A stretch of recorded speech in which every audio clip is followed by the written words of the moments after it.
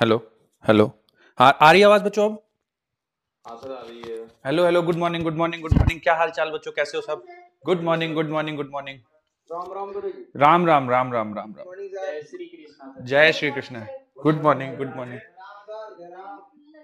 राधे राधे, जय श्री राम। जय हो जय हो, खुश रहो खुश रहो। ये पाए लागी कौन बोल रहा है? किसके यहाँ ये है? ये हम लोग क्या भी बहुत चलता है बच्चों, हम लोग जब जौनपुर में जॉन, हाँ हम लोग को उधर भी चलता है यार ये पाए लागी बहुत। जय हो, राधे राधे। जय महाकाल सर। जय Mahakal. Good morning good morning good morning. Radhe Radhe sir. Good morning sir. Good morning good good morning good morning. वो बच्चों एक रील बहुत वायरल हुई थी, तुम लोग देखे होगे शायद। वो एक गुरुजी नहीं है तो एक बच्चे को बोलना था कि आपके चरणों में मेरा सादर प्रणाम। वो बच्चा बहुत तेज था, वो कह रहा है मेरे चरणों में आपका सादर प्रणाम। कोटि कोटि था। कोटि कोटि प्रणाम। हाँ। और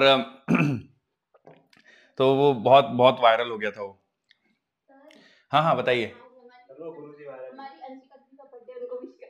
अंशिका जी का बर्थडे है?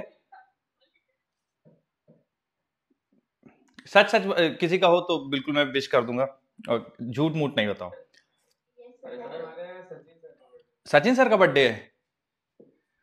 अरे वाह Sachin sir, happy birthday sir. Sachin sir हैं, क्लास में हैं? सर बैठे हैं, देखिए सर, देख लीजिए रैली पाठशाला सचिन सर बैठे हैं। सचिन सर बर्थडे है क्या आपका? या ऐसे ही ये लोग परेशान कर रहे हैं आपको? सचिन सर का। सचिन सर बोल ही नहीं रहे, कुछ माइक दो सचिन सर को एक मिनट यार। देख लीजिए sir. Hello sir, good morning sir. Good morning sir. Sir सच में बर्थडे या बच्चे परेशान कर रहे हैं ऐसे? सर हमारे सीआई का बर्थडे है आज। सर हमारे गुड मॉर्निंग सर। हाँ हाँ। Good morning sir. टीचर है यहाँ पे। अच्छा टीचर है यहाँ पे? हाँ सर हमारे टीचर है फिजिक्स। ये तुम लोग झूठ बोलते हो ना, कितना झूठ। Hello sir. हाँ हाँ बोलिए। सर आज हमारी क्लास में वैष्णवी का भी birthday. Happy happy birthday Vaishnavi. किनका बर्थडे? सर हमारे से बर्थडे है। अच्छा सर हमारे सीआई का भी बर्थडे है आज। अरे ऐसे इतने सारे सीआई का एक साथ कैसे birthday?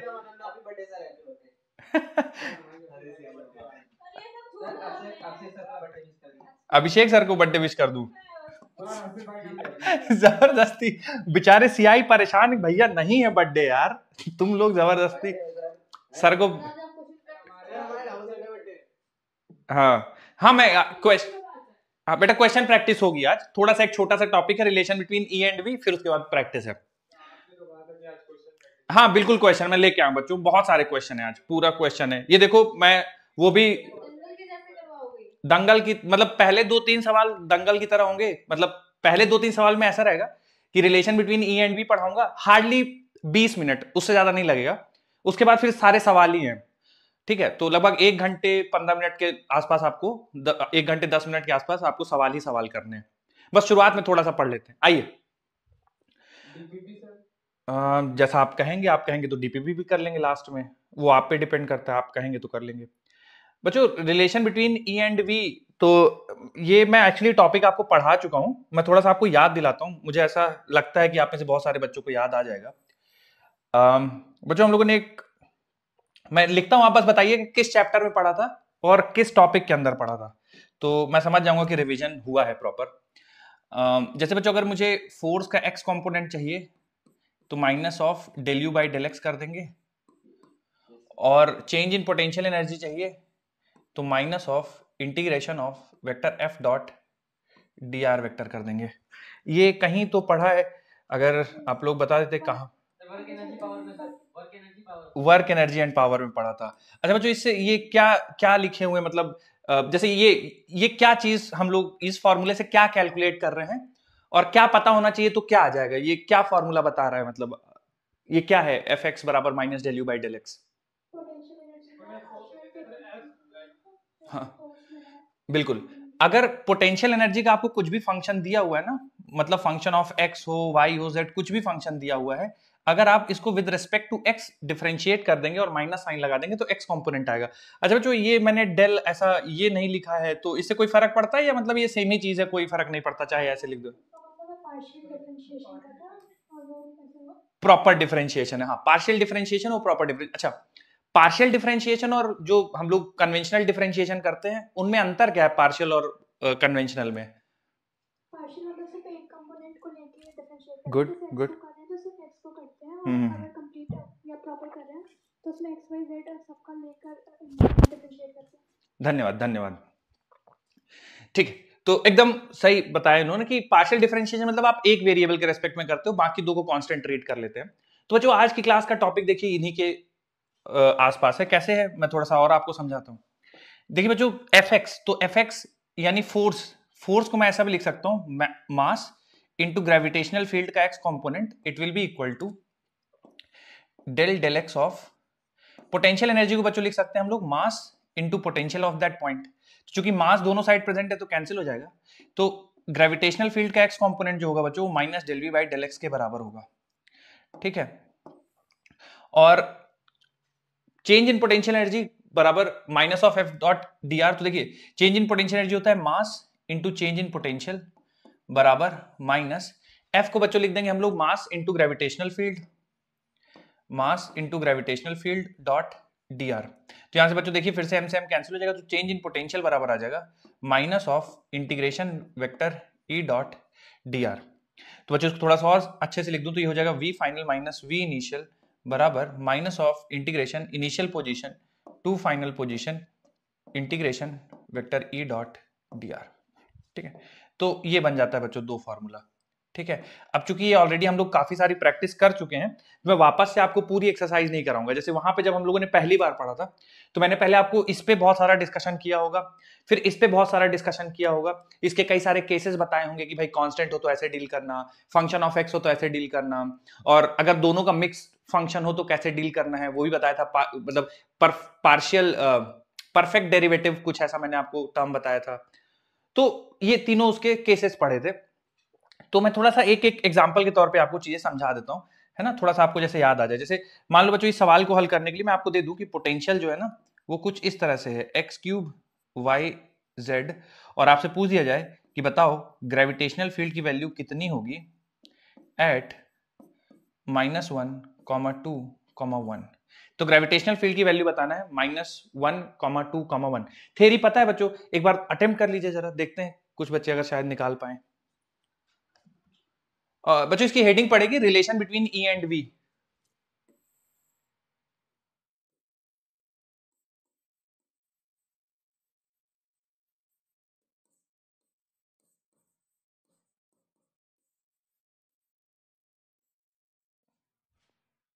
Relation between gravitational field and potential.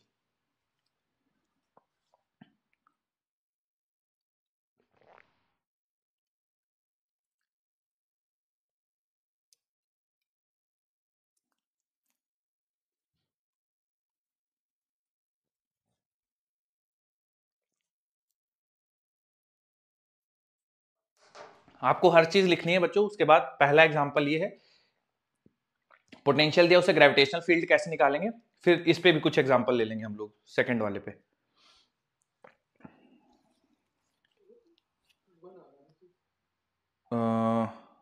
केवल 1 आ रहा है sir -4i cap plus j cap plus 2k cap. Good.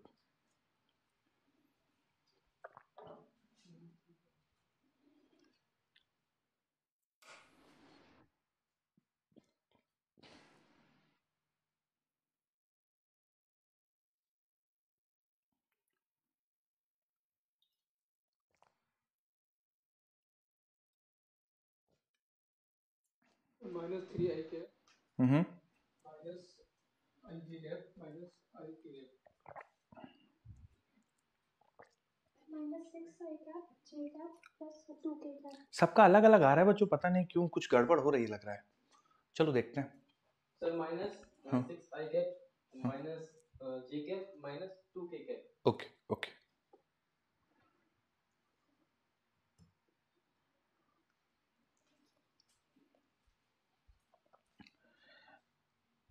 चलिए बच्चों मैं थोड़ा सा ना सॉल्व कर रहा हूं, आप लोग मैच कर लीजिएगा थोड़ा। जब x कंपोनेंट निकालेंगे तो minus of del V by del X, del V by del X का मतलब होता है differentiation with respect to X keeping Y Z constant. तो बेटा वाई जेड कॉन्स्टेंट रखेंगे तो वाई जेड पहले लिख दिया जाएगा और एक्स क्यूब का डिफरेंशिएशन आ जाएगा 3x², और माइनस साइन चूंकि फॉर्मूले से था तो यहाँ माइनस रख देंगे, और ये x कंपोनेंट आ गया। अच्छा, x कंपोनेंट में जब आप सारी वैल्यूज रख देंगे तो -1 रखेंगे तो -1 का स्क्वायर 1 बन जाएगा, तो ये 3 बन जाएगा, और y की वैल्यू है 2 और z की वैल्यू है 1। तो बच्चों क्या तुम लोग को -6 आया है क्या x कंपोनेंट? यस सर, -6 आया। -6 आना चाहिए बच्चों x कंपोनेंट, ठीक है। और मैं y कंपोनेंट भी सॉल्व करता हूँ।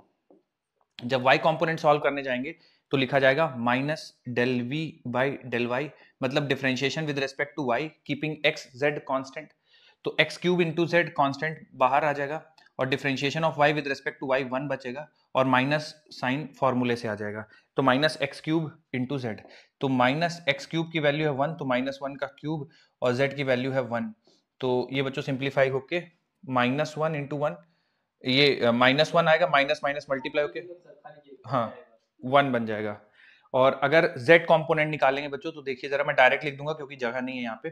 डिफरेंशिएशन करेंगे z के रिस्पेक्ट में तो x³ y कांस्टेंट हो जाएगा, तो -x³ y as it is, और z का डिफरेंशिएशन 1 आ जाएगा। जब आप वैल्यूज रखेंगे तो -1 का क्यूब -1 बनेगा, -1 मल्टीप्लाई होगा 1, और y की वैल्यू 2 है तो 2 बन जाएगा, तो z कंपोनेंट 2 आ जाएगा। आया क्या बच्चों आप लोग को? Yes sir.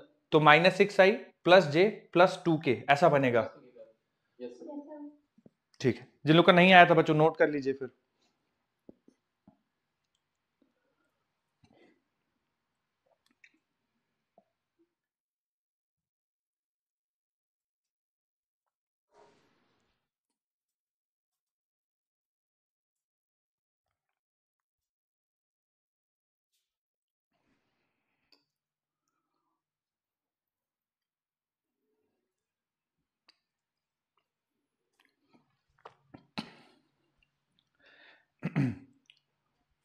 बच्चों बदल दूं स्लाइड, अगला कॉन्सेप्ट मतलब अगला इसी में एक क्वेश्चन करो आप, ये इसका एक एग्जांपल दे दिया, अब इसका एक एग्जांपल दे दूंगा।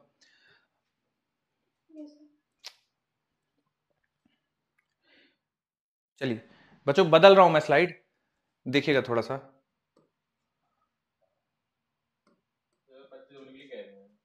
क्या क्या क्या हुआ? अच्छा अच्छा, ठीक ठीक।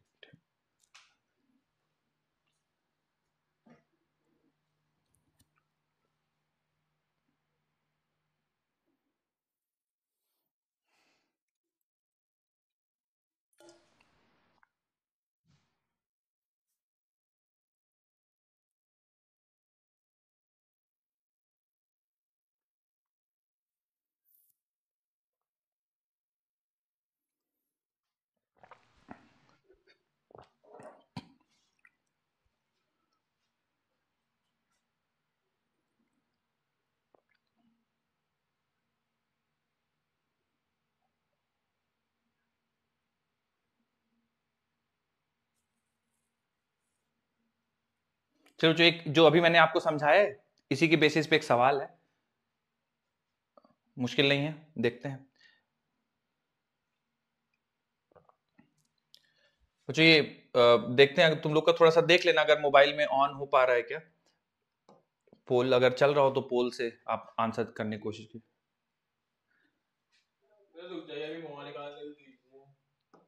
अभी रेडी नहीं है क्या आप लोग? अच्छा कोई नहीं, लीजिए लीजिए, समय लीजिए, समय लीजिए, कोई बात नहीं। चलिए पहला सवाल है, आप आराम से,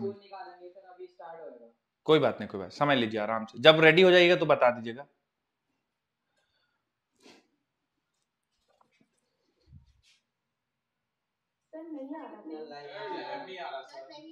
लाइव नहीं आ रहा है? ठीक है ठीक है, चलिए मैं उनको बोल के करवाता हूँ। ठीक ठीक, मैं बोल के उनको करवाता हूँ, तब तक आप ये सवाल सॉल्व कर लीजिए और जो आंसर आ रहा है बताइए।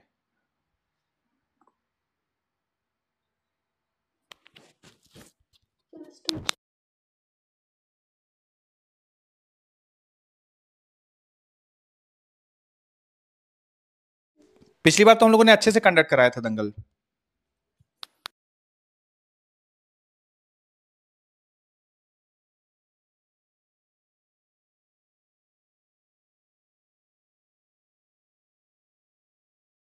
हाँ बच्चों, इसका सॉल्व किया क्या आप लोगों ने आंसर? फर्स्ट ऑप्शन आ रहा है। फर्स्ट आ रहा है, ठीक है। First option okay, the gravitational field at that point.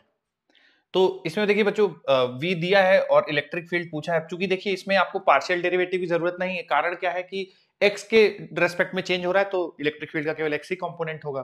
तो माइनस dv बाई dx लिख दीजिए, और पार्शियल डेरिवेटिव जब जब एक से ज्यादा वेरिएबल हो तो minus sign as it is, और v का वैल्यू है k बाई एक्स स्क्वायर। ठीक है, तो k कांस्टेंट है बच्चों, तो बाहर आ जाएगा माइनस k, और x के पावर -2 ऊपर पहुंच जाएगा, तो -2 डिवाइडेड बाई एक्स क्यूब। तो बच्चों ये आंसर आ जाएगा 2k divide by x cube आएगा इलेक्ट्रिक फील्ड। तो पहला ऑप्शन सही हो जाएगा, ऑप्शन ए।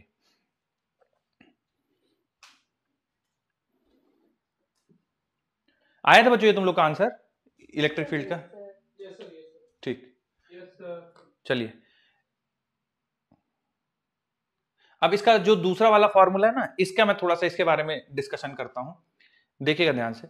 तो हम लोगों ने ये फॉर्मूला पढ़ा कि वी एफ माइनस वी आई बराबर minus of integration vector E dot D R vector. ठीक है, अब इसमें देखिए बच्चों बहुत सारे केसेस बन सकते हैं। मैं बहुत ज्यादा इसमें, चूंकि हम लोग बहुत प्रैक्टिस कर चुके हैं ऑलरेडी, तो बहुत ज्यादा इसमें समय नहीं देंगे। थोड़ा सा मैं फिर भी एक आपको ओवरव्यू दे देता हूं। मेनली 3 इलेक्ट्रिक फील्ड दिखेंगी आपको। एक तो इलेक्ट्रिक फील्ड होगी कांस्टेंट, ठीक है, और एक इलेक्ट्रिक फील्ड कुछ इस तरह से होगी कि आई के साथ जो है एफ एक्स का फंक्शन होगा, मतलब कुछ एक्स का फंक्शन होगा, और वाई का फंक्शन होगा कुछ जे के साथ, और z का फंक्शन होगा कुछ k के साथ। ठीक है, तो कुछ इस तरह से होगा, तो फिर उसको इंटीग्रेट करना पड़ेगा। अब देखिए बच्चों ये दोनों जो केसेस होते हैं 99% चांसेस है कि आपके सवाल इन्हीं दोनों में से बनेंगे, है ना। उसमें भी सबसे ज्यादा चांसेस है कांस्टेंट इलेक्ट्रिक फील्ड। तो अगर इलेक्ट्रिक फील्ड कांस्टेंट हुई, जैसे मैं एक एक एग्जांपल ले लेता हूं सबका। जैसे अगर इलेक्ट्रिक फील्ड कांस्टेंट हुई बच्चों, थोड़ा ध्यान से देखिएगा, इलेक्ट्रिक फील्ड कांस्टेंट है, मान लीजिए मैं इलेक्ट्रिक फील्ड की वैल्यू लेता हूं 2i प्लस 4j, ये कांस्टेंट इलेक्ट्रिक फील्ड हो गई। और मैं बोलूं आपको कि पोटेंशियल एट 1,1,1 इज -2 यूनिट, और मैं आपसे सवाल में पूछ दूं फाइंड पोटेंशियल एट -2,1,2। ठीक है, तो 1,1,1 पे पोटेंशियल की वैल्यू -2 है, और आपसे पूछ दिया गया है -2,1,2 पे बताइए। तो देखिए बच्चों इसमें कुछ भी नहीं करना, जो फॉर्मूला है एज इट इज उसको अप्लाई कर देना है। तो वी फाइनल मतलब ये -2,1,2 पे पूछा गया है, ठीक है, माइनस वी इनिशियल जो आपको 1,1,1 पे दिया हुआ है, और ये जो फाइनल वाला है -2,1,2 पे है, बराबर minus of integration vector E dot D R vector. तो इलेक्ट्रिक फील्ड बच्चों ये है 2i plus 4j, 2i plus 4j। ठीक है, अब डॉट dr का मतलब बच्चों होता है dxi cap, dxi plus dyj, dr dxi plus dyj। तो जब आप डॉट प्रोडक्ट लेंगे बच्चों तो ये बन जाएगा माइनस ऑफ इंटीग्रेशन 2dx, है ना, माइनस बाहर रहेगा, इंटीग्रेशन 2dx प्लस 4dy। ठीक है, ये बन जाएगा इंटीग्रेशन 4dy।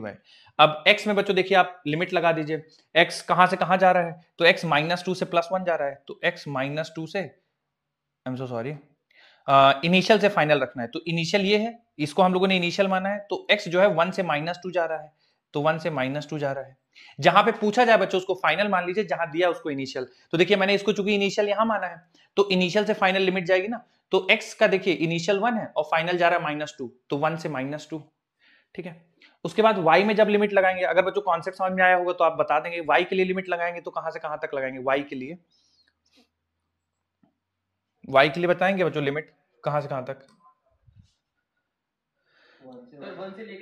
1 से 1 तक ही रहेगा, क्योंकि ये जो कोऑर्डिनेट्स है ये सेम है ना। अब z में देखिए मैंने दिया नहीं है, मान लीजिए अगर z कंपोनेंट भी होता, अगर होता, तो फिर z की लिमिट्स कहां से कहां तक जाती, z की लिमिट 1 इनिशियल होता और 2 फाइनल होता है ना, तो 1 नीचे लिखते 2 ऊपर लिखते। क्या मेरी बात समझ में आई बच्चों आप सभी को?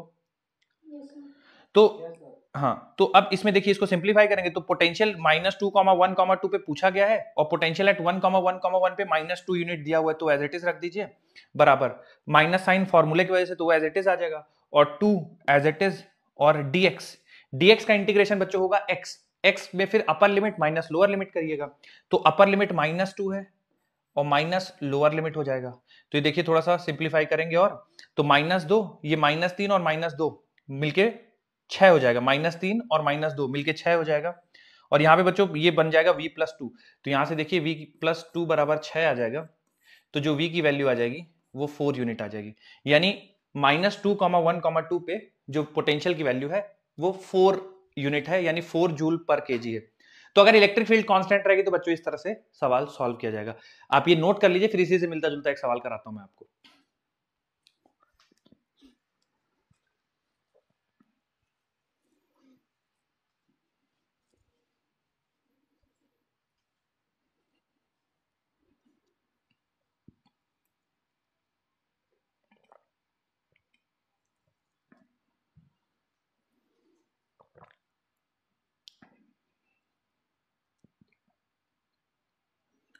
समझ के लिखिएगा बच्चों, और कुछ डाउट हो कि सर ये कैसे कर दिया है, क्यों हो गया है, तो पूछ लीजिएगा।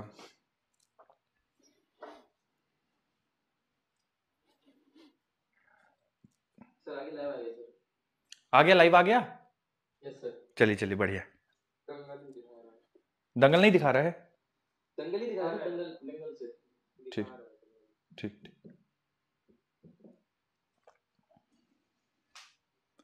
बच्चों ले लिया जाए सवाल फिर इस पे। Okay yes sir. ठीक ठीक, करिए करिए। बच्चों जो 6 तारीख को आप लोग का AITS है वो प्रैक्टिस वाला है, मॉक वाला है, या कैसा? AITS 1 है प्रैक्टिस है यार, प्रैक्टिस सर, प्रैक्टिस। तो उसमें टेस्ट का सिलेबस क्या क्या है, कहाँ तक आ रहा है? मोशन इन प्लेन तक। ओके, 4 चैप्टर, तो मतलब मोशन इन प्लेन तक जितना पढ़ाया गया सब कुछ आएगा, है ना? तो अब आपके बाई वीकली AITS हुआ करेंगे या बीच बीच में ऐसे मिक्स एंड मैच, मतलब कैसा रहेगा? बीच में मेरे टेस्ट हुआ करेगा और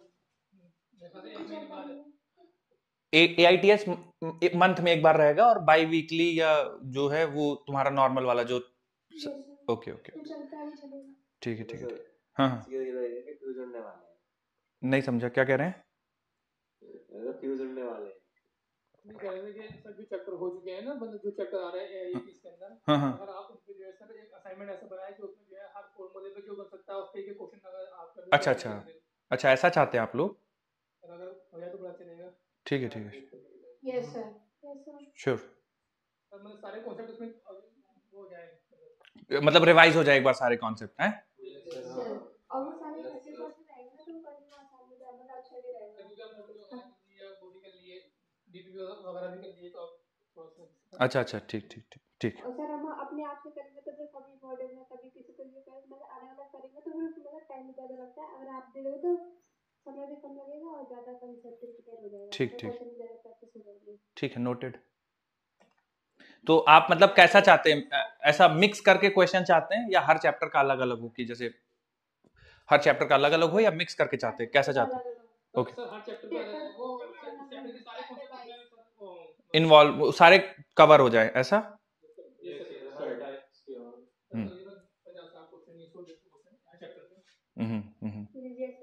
ठीक है ठीक है, 6 तारीख को है। चलिए अब थोड़ा सा, लेकिन मुझे आप मतलब एक हर क्लास में थोड़ा सा याद दिला दिया करिएगा, है ना? हो सकता है क्योंकि मेरे पास ऐसी कोई शीट है नहीं जिसमें इतने सारे सवाल हैं, तो मैं थोड़ा सा जो इतने भी रिसोर्सेज हैं, बुक्स हैं, उनसे करता हूँ। तो आप मुझे बस याद दिलाइएगा। चलिए आइए सवाल करते हैं।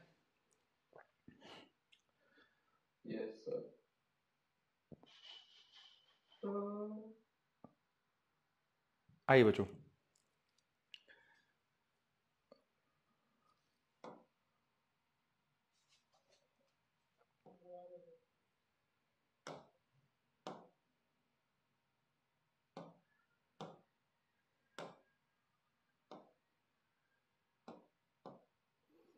देखिए बच्चों, आ रहा है कि नहीं आ रहा, मतलब आप ऑप्शन सेलेक्ट कर पा रहे हैं? अच्छा हाँ, कर पा रहे हैं, ठीक। अरे सवाल तो पढ़ लो भैया, तुम लोग पिक करना शुरू कर दिए पहले ही।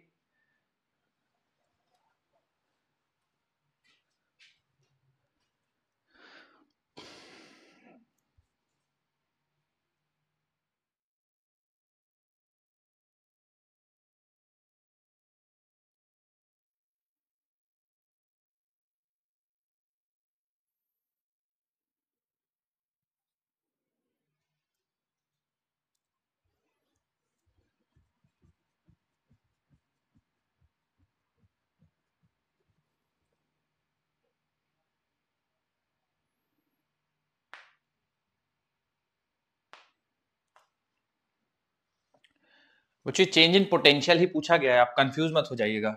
चेंज इन पोटेंशियल ही है क्योंकि मास 1 kg है ना, तो चेंज इन पोटेंशियल ही है वो।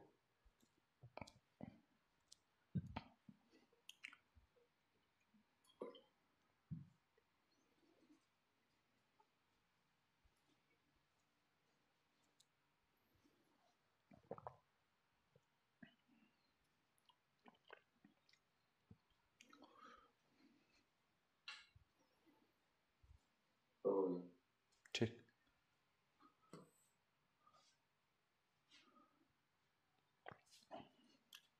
चलिए देखते हैं बच्चों। तो ये जो ग्रेविटेशनल फील्ड है ये कांस्टेंट है, आप देख पा रहे होंगे। तो वी फाइनल यानी वी एट दिस, इसको मैं पॉइंट ए बोल देता हूं, तो ये फाइनल है, माइनस पोटेंशियल एट ऑरिजिन बराबर होगा minus of integration E dot D R.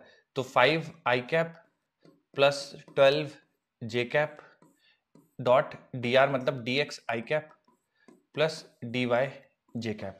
जब आप डॉट प्रोडक्ट ले लेंगे बच्चों तो माइनस साइन बाहर रखते हैं, ये बन जाएगा 5 D X plus 12 D Y. Limits लगा दीजिए, 5 dx में लिमिट्स लगा दीजिए और 12 dy में लिमिट्स लगा दीजिए। तो शुरुआत हमारी हो रही है 0,0 से और x जा रहा है 0 से 7, y जा रहा है 0 से लेकर -3।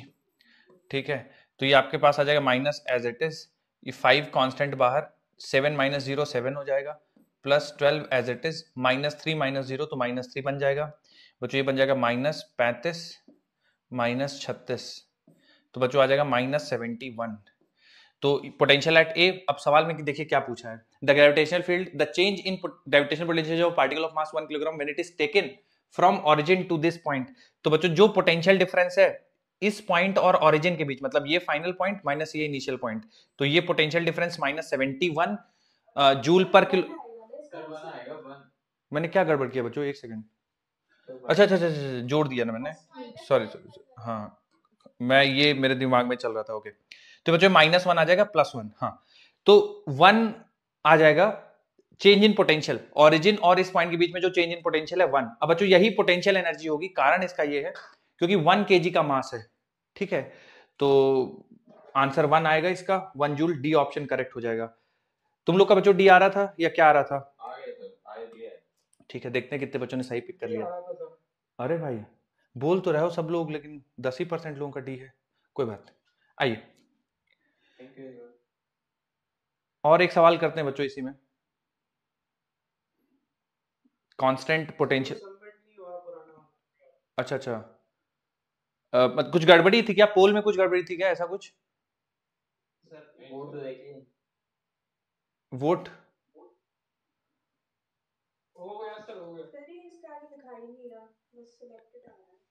ठीक है, आप मतलब आप आपके एंड पे कुछ टेक्निकल इशू है क्या, मतलब आप ऑप्शन सेलेक्ट कर पा रहे हैं जो सवाल में आते हैं? चलिए चलिए, तो एक, अच्छा करेक्ट इनकरेक्ट नहीं दिखा रहा है, चलिए ठीक है, इस बार और, ठीक है एक बार और ट्राई करते, देखिए इसमें दिखा रहा है कि नहीं। ये सवाल देखिए,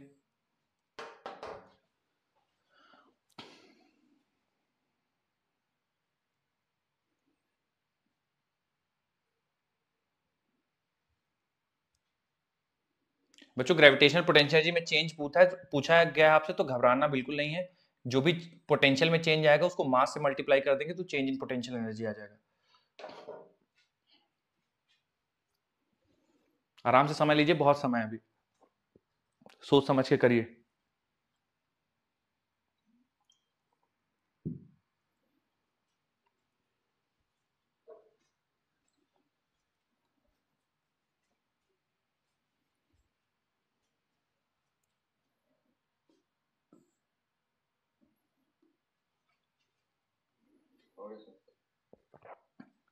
बच्चों मैंने आप लोग को एक शीट डिस्ट्रीब्यूट कराई थी पिछले चैप्टर्स की, सेंटर ऑफ मास की और शायद रोटेशन की, तो उससे आपको कुछ फायदा हो रहा है? आप वैसे शीट्स और चाहते हैं या आपके पास उतने रिसोर्सेज हैं? अच्छे क्वेश्चंस हैं उसमें। तो ठीक है, मैं उसका ग्रेविटेशन को आपका नहीं दिया हूँ, ग्रेविटेशन का भी टाइप करवा के देता हूँ मैं। वो ऑथेंटिक है बच्चों, है ना, उस पर आप रिलाई कर सकते हैं, बढ़िया मटेरियल है वो, अच्छा मटेरियल है। मतलब अगर आपको समझ में नहीं आ रहा है मॉड्यूल में थोड़ा सा, क्योंकि टफ सवाल वो दे देते हैं मल्टीपल कॉन्सेप्ट वाले, तो वो बिल्कुल आपके प्रिपरेशन के हिसाब से हैं।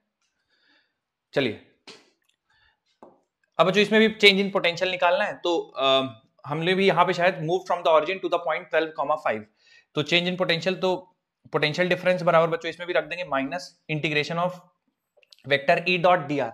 जब बेटा ई डॉट डी आर करेंगे तो ये बन जाएगा 5dx plus 12dy E dot D are करने के बाद, और इंटीग्रेट कर देंगे।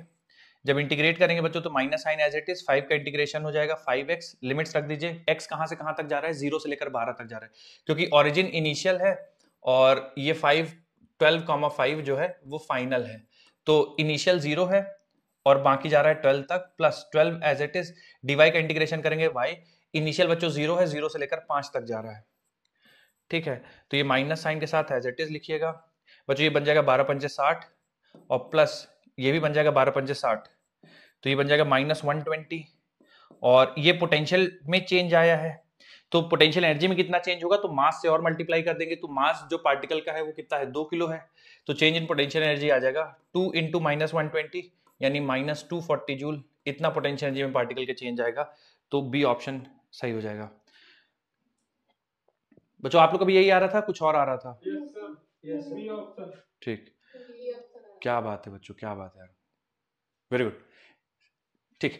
और देखिए, तो अगर इलेक्ट्रिक फील्ड कांस्टेंट है, जो कि काफी ज्यादा सवालों में आपको कांस्टेंट इलेक्ट्रिक फील्ड मिलेगी, तो आप सीधा सीधा उसको इंटीग्रेट करके सिंप्लीफाई कर सकते हैं। कुछ शो नहीं कर रहा है आपके फोन में,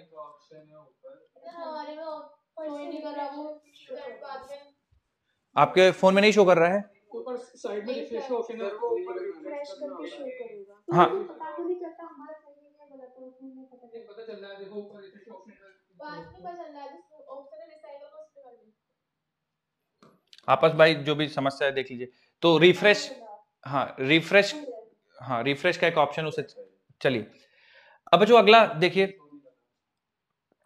अब अगर वेरिएबल हो, जैसे ये तो कांस्टेंट के लिए हो गया, तो ये ऐसे डील कर लीजिएगा, अगर वेरिएबल हो तो कैसा डील करना है, तो एक एग्जांपल देता हूं बच्चों, फिर इसी पे बेस सवाल भी कर लेंगे। मान लीजिए मैं इलेक्ट्रिक फील्ड ऐसा ले लेता हूं कि इलेक्ट्रिक फील्ड का जो वैल्यू है ना वो 4xi है और प्लस 3y² है, कुछ ऐसा इलेक्ट्रिक फील्ड है, और आपसे पोटेंशियल डिफरेंस पूछ दिया फ्रॉम एक, मतलब एक पार्टिकल को ले जा रहे हैं हम लोग फ्रॉम 1,1 टू -3,4, ठीक है, तो जब यहां से यहां तक ले जा रहे हैं तो उसके पोटेंशियल में कितना चेंज होगा पार्टिकल के, सवाल में पूछ लिया गया है। तो बच्चों फिर से एक बार कुछ नहीं, बेसिक डेफिनेशन यूज करनी है, चेंज इन पोटेंशियल बराबर integration minus of integration of E dot D X, E dot D X का मतलब हो गया बच्चों 4x dx हो जाएगा, और plus integration of 3y² dy हो जाएगा, ठीक है, तो जब 4x को इंटीग्रेट करेंगे तो ये बन जाएगा 4x² 2, यानी इसका इंटीग्रेशन बच जाएगा बच्चों 2x², है ना, 4x² 2x², और इसका इंटीग्रेशन बच जाएगा y³, ठीक है। अब आप लिमिट्स रख दीजिए, है ना, x और y में अलग अलग रखना चाहे अलग अलग रख दीजिए, एक साथ रखना चाहे एक साथ रख दीजिए, आप पे डिपेंड करता है। जैसे यहां से शुरुआत होकर ये जा रहे हैं तो ये इनिशियल हो गया, और यहां तक जा रहे हैं तो ये फाइनल हो गया, तो इनिशियल हो जाएगा आपका 1,1 और फाइनल हो जाएगा -3,4। तो देखिए बच्चों, आप जब -3,4 रखेंगे तो -3 रखेंगे तो -3 का स्क्वायर 9, 9 × 2 18, है ना, और बच जाएगा 18, और प्लस y कॉम्पोनेंट बच्चों यहाँ 4 रखेंगे तो 4³ कितना हो जाएगा बच्चों 64, है ना, और माइनस कर दीजिएगा, और ये वाला माइनस पहले से ही है ना, इसको ये तो फॉर्मूले से है, और लोअर लिमिट रखिएगा तो 2 प्लस ये 1 रखेंगे तो 2, 2 + 1 3, तो -3 हो जाएगा। तो बच्चों इसका जो आंसर आएगा वो माइनस आ जाएगा 15 प्लस 64, 64 और 64 10 74 5 79, तो -79 इसका आंसर आ जाएगा, ठीक है। तो कहने का मतलब ये है बच्चों कि ये भी बहुत आसान होते हैं, जैसा आप ये करते हैं वैसे ही सेम ऐसा चलेगा, ठीक है। तो i के साथ अगर x का फंक्शन है तो उसको अलग से इंटीग्रेट कर दीजिए, y वाले को अलग से इंटीग्रेट कर दीजिए, और फिर लिमिट्स रख दीजिए, आंसर आ जाएगा। एक बार इसको भी लिख लीजिए बच्चों, फिर इस पे एक सवाल लेता हूं मैं।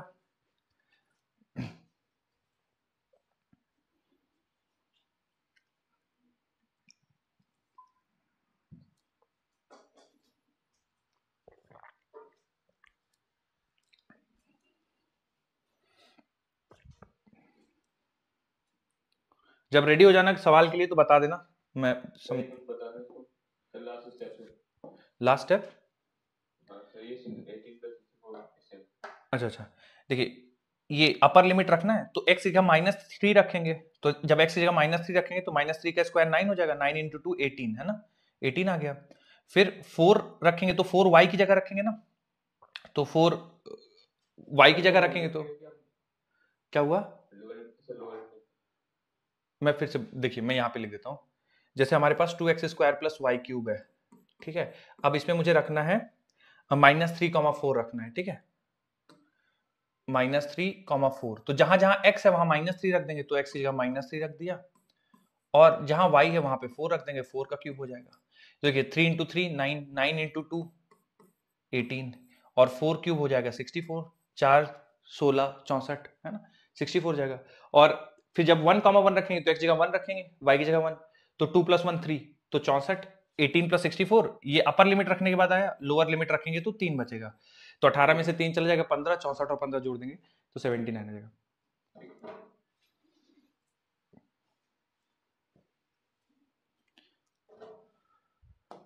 बच्चों हो जाए एक सवाल इसी पे,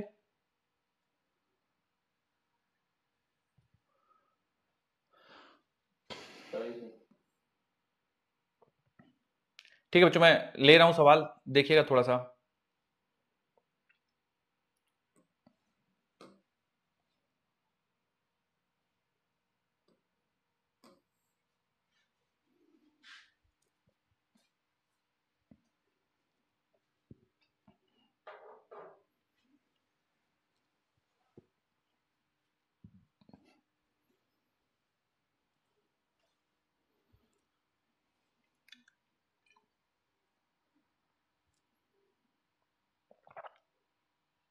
बच्चों तुम लोग ज्वाइन नहीं हुए क्या, मतलब क्या सीन हो गया?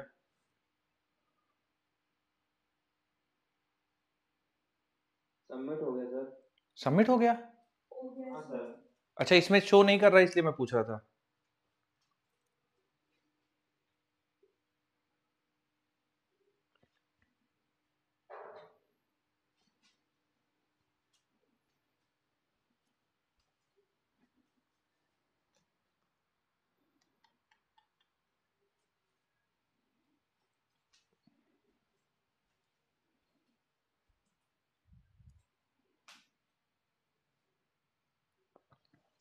चलिए आखिरी कुछ सेकंड्स हैं, जो लोग नहीं पिक कर पाए पिक करिए जल्दी से।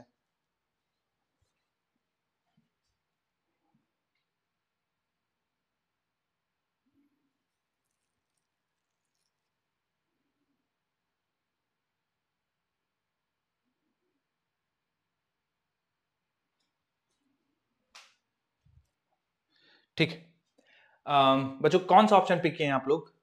Third option. Third option, option.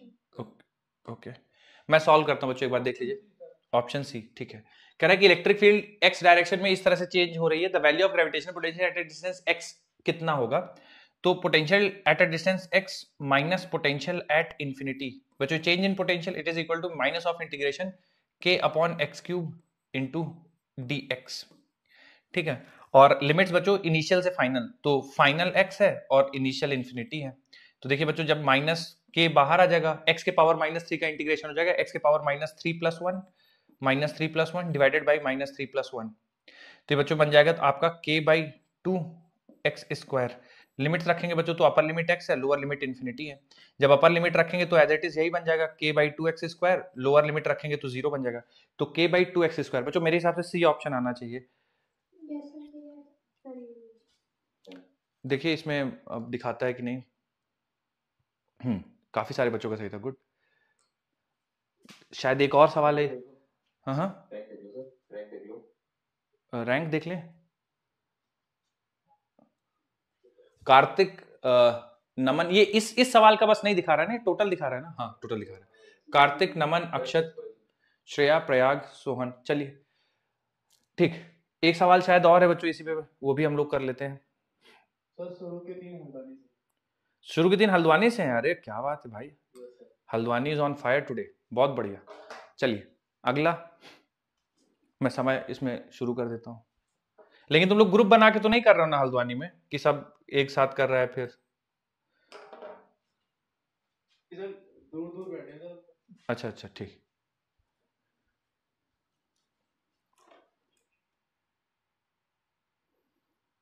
बच्चों समय मैंने काफी दिया, 90 सेकेंड्स है, आप जल्दबाजी के चक्कर में गलत मत करिएगा। और ये बच्चों सेंटीमीटर नहीं है, ये के की वैल्यू जो है ना वो जूल मीटर पर किलोग्राम है, सब कुछ एसआई यूनिट में है, तो आपको चेंज कुछ करने की जरूरत नहीं है, कुछ भी चेंज नहीं करना है। हर सेंटीमीटर में दे रखा है। क्या क्या बेटा? अच्छा हर चीज सेंटीमीटर में, आई एम सो सॉरी, हाँ बिल्कुल बिल्कुल हर चीज सेंटीमीटर में, तो इसको भी मतलब कुल मिला के आपको चेंज कुछ नहीं करना है, ठीक है। ये जूल सेंटीमीटर पर केजी, मतलब इसको आप चेंज करने का वो मत करिएगा, सीधे सीधे के की वैल्यू रख दीजिएगा, आंसर आ जाएगा।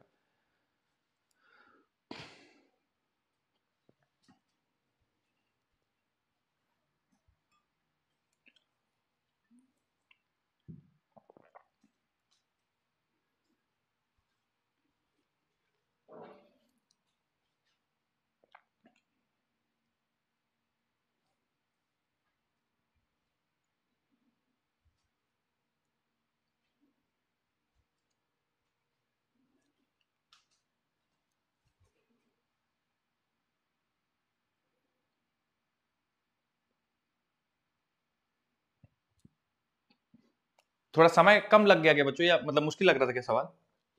आइए देखते हैं। Gravitational field in the space is given by minus K by R square. Exactly बच्चों सेम, फिर से सेम फॉर्मूला यूज करेंगे। Reference point to be at R बराबर 2 with gravitational potential V is equal to 10 joule पर KG. Find the gravitational potential at R बराबर 3। तो potential at R बराबर 3 minus potential at R बराबर 2, देखना बच्चों है ना, माइनस इंटीग्रेशन। तो आप हमेशा इनिशियल से फाइनल जाते हैं, तो इनिशियल 2 है, फाइनल 3 है, और minus K by R square into D R, ठीक है। तो बच्चों माइनस माइनस मिलके प्लस हो जाएगा, लिमिट्स 2 to 3, और इसको इंटीग्रेट करके लिख देते हैं हम लोग। तो माइनस माइनस देखिए प्लस हो जाएगा, और के कांस्टेंट बाहर आ जाएगा, आर के पावर -2 का इंटीग्रेशन हो जाएगा, आर के पावर -2 + 1 डिवाइड बाय -2 + 1, ठीक है। और यहां से जाएगा 2 to 3, तो बन जाएगा बच्चों माइनस के एज इट इज, और 1/r बन जाएगा, ठीक है। तो 1/r, लिमिट्स लगाएंगे फिर से 2 से 3, तो ये बन जाएगा देखिए माइनस के, अपर लिमिट लगाएंगे तो 1/3, लोअर लिमिट लगाएंगे तो 1/2, तो बच्चों ये बन जाएगा माइनस के, और ये बन जाएगा 2 - 3, तो बच्चों ये -1 बन जाएगा न्यूमरेटर, 2 - 3, और नीचे बन जाएगा बच्चों 6। तो देखिए के का वैल्यू भी 6 है, तो 6 से 6 कैंसिल हो जाएगा, -1 + 1 माइनस माइनस मिलके +1 बन जाएगा। और पोटेंशियल एट 3 हमें फाइंड करना है, और पोटेंशियल एट 2 जो है बच्चों वो 10 दिया हुआ है, तो पोटेंशियल एट 2 10 दिया हुआ है, तो पोटेंशियल एट 3 की वैल्यू आ जाएगी 10 + 1 यानी 11। ऑप्शन ए सही हो जाएगा। किसी का आया था क्या बेटा ऑप्शन ए? चेक करते हैं, ठीक, कोई बात नहीं, ठीक है, ऑप्शन ए हमारा है। बहुत बढ़िया बहुत बढ़िया। जिनका भी देख काफी सारे बच्चों ने निकाल लिया था, कहाँ वैसे गड़बड़ हुई बच्चों, अगर कोई शेयर करना चाहेगी सर हमने। हाँ v माइनस v = 1 आया, तो उसमें मतलब मल्टीप्लाई गलती से हो गया। ओके ठीक है। देखिए बच्चों कंसेप्चुअल कुछ डिस्कशन है, आप कुछ करना चाहें, देखिए जो चीज आप लोगों को बताइए वही बार बार यूज कर रहे हैं, फाइनल माइनस इनिशियल, लिमिट्स लगाइए, सिंपल इंटीग्रेशन, ठीक है। इसके अलावा और कुछ नहीं है ना, नोट कर लीजिए।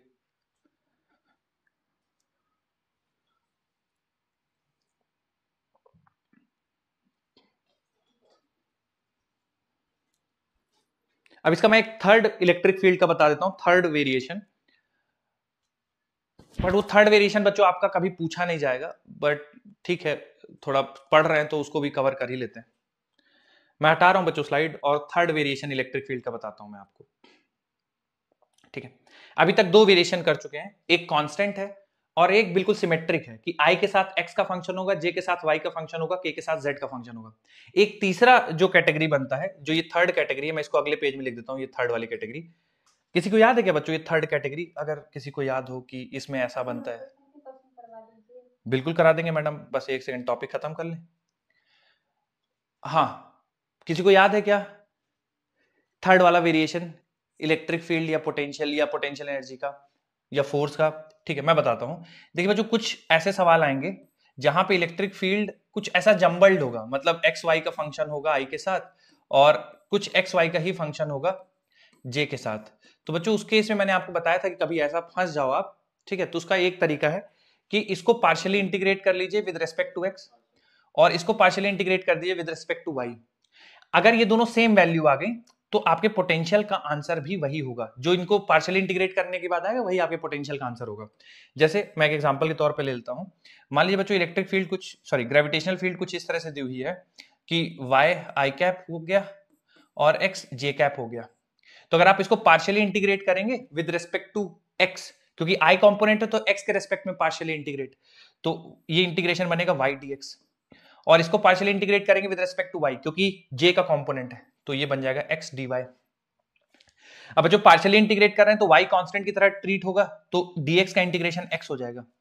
जब इसमें इंटीग्रेशन करने जाएंगे तो x कांस्टेंट है, क्योंकि पार्शियल इंटीग्रेशन कर रहे हैं विद रिस्पेक्ट टू y। जब dy को इंटीग्रेशन करेंगे तो y आ जाएगा, तो देखिए दोनों बराबर आ गए, तो हमारे पोटेंशियल का आंसर भी बच्चों xy आ जाएगा। ठीक है, थोड़ा सा आप लोग को अटपटा लग रहा होगा अगर आप भूल गए होंगे, बाकी इसमें हम लोगों ने काफी सारी प्रैक्टिस करी थी, काफी डिस्कशन किया था। इसमें बहुत ज्यादा बच्चों मैं आप लोगों को परेशान नहीं करूंगा, एक छोटा सा सवाल इस पे मैं ले लेता हूं बस, तो आप नोट कर लीजिए और मैं ये सवाल लिख रहा हूं उसको आप सॉल्व करिए। इंपॉर्टेंट नहीं है बच्चों, है ना, अगर आप इसमें परेशान भी होंगे तो भी चल जाएगा, कोई दिक्कत नहीं है।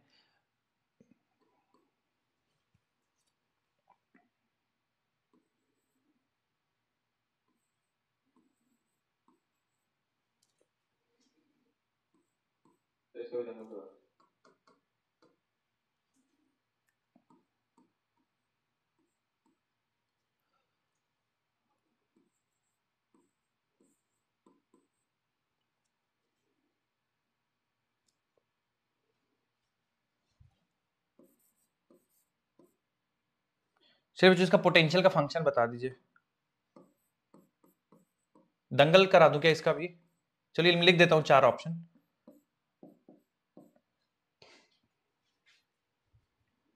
पहले मैं चेक कर लूं बन रहा है कि नहीं।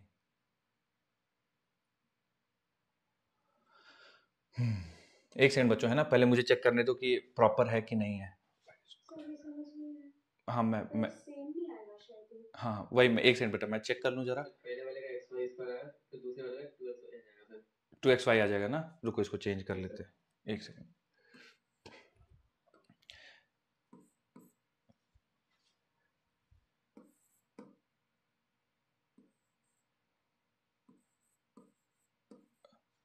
अब चेक करो बच्चों, आप सेम आ रहा है क्या? चलो अब इसको दंगल क्या ही करना है, देखो जरा आप सेम आ रहा है क्या पार्शियल इंटीग्रेट करने पे?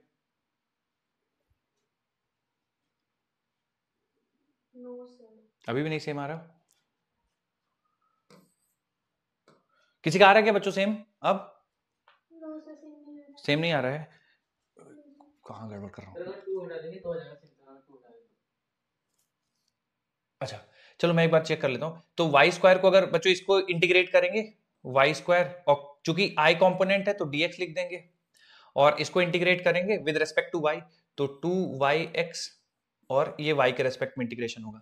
अब पार्शियली इंटीग्रेट कर रहे हैं बच्चों, तो इसमें वाई स्क्वायर कांस्टेंट की तरह ट्रीट होगा, तो ये बाहर आ जाएगा। जिनको कंफ्यूजन है बच्चों एक बार और देख लीजिए, वाई स्क्वायर बाहर आ जाएगा, dx का इंटीग्रेशन बचेगा x। ठीक है, जब इसको इंटीग्रेट करेंगे तो चूंकि y के रेस्पेक्ट में इंटीग्रेट कर रहे हैं तो 2x बाहर आ जाएगा, y dy का इंटीग्रेशन हो जाएगा बच्चों y स्क्वायर बाई 2। बच्चों ये तो बन रहा है मेरे हिसाब से ना? सर बन रहा है सर। हाँ बन रहा है, तो ये एक्स वाई स्क्वायर आएगा, तो इसके पोटेंशियल की वैल्यू हो जाएगी एक्स वाई स्क्वायर। आया था क्या बच्चों? किसी का कुछ मैच हुआ था? ये नहीं हुआ तो बच्चों देख लीजिए, बिल्कुल आसान है। अब इसको सर हमें कैसे पता चलेगा कि इसको पार्शियल इंटीग्रेशन वाला मेथड है? देखिए अगर कांस्टेंट है तो नॉर्मल, आप कांस्टेंट जानते हैं कैसे, ये तब आपको यूज करना है जब आई के साथ एक्स का फंक्शन नहीं है, वाई या जेड का है, या एक्स वाई जेड का कॉम्बिनेशन है, प्योर एक्स नहीं है। इसी तरह से जे के साथ प्योर वाई का फंक्शन नहीं है, कॉम्बिनेशन ऑफ एक्स वाई है, या एक्स है या जेड है, केवल वाई का फंक्शन नहीं होना चाहिए। तो फिर आप पार्शियली इंटीग्रेट करिए दोनों को, अगर सेम आ जाए, जैसे इसको पार्शियली इंटीग्रेट किया विद रिस्पेक्ट टू एक्स, तो वाई स्क्वायर कांस्टेंट आ गया, डीएक्स का इंटीग्रेशन एक्स हो गया। इसको पार्शियली इंटीग्रेट करेंगे तो किसके रेस्पेक्ट में करेंगे? वाई के रेस्पेक्ट में, क्योंकि जे कंपोनेंट है, तो 2x कांस्टेंट है बाहर आ जाएगा, y dy का इंटीग्रेशन y स्क्वायर बाई 2 आ जाएगा, तो इसका पोटेंशियल का फॉर्मूला एक्स वाई स्क्वायर बनेगा। ठीक है, नोट कर लीजिए बच्चों, बस इसके लिए इतना ही, इसमें ज्यादा हम लोग समय नहीं देंगे।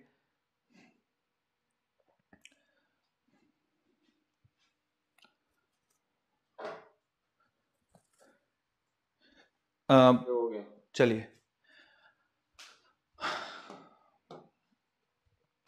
ये बच्चों ये पिछले आपके डिस्कशन पे पेज है, चलिए पिक करिए ऑप्शन।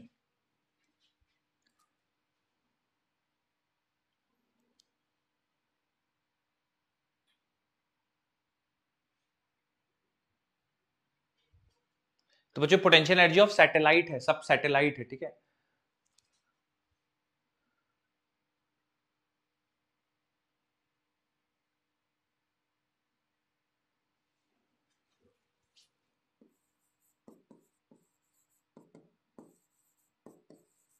सर इसमें एक ऑप्शन गलत है सर, एक ऑप्शन गलत है। सर सी में डबल बार 2 है sir. Yes sir. Oh,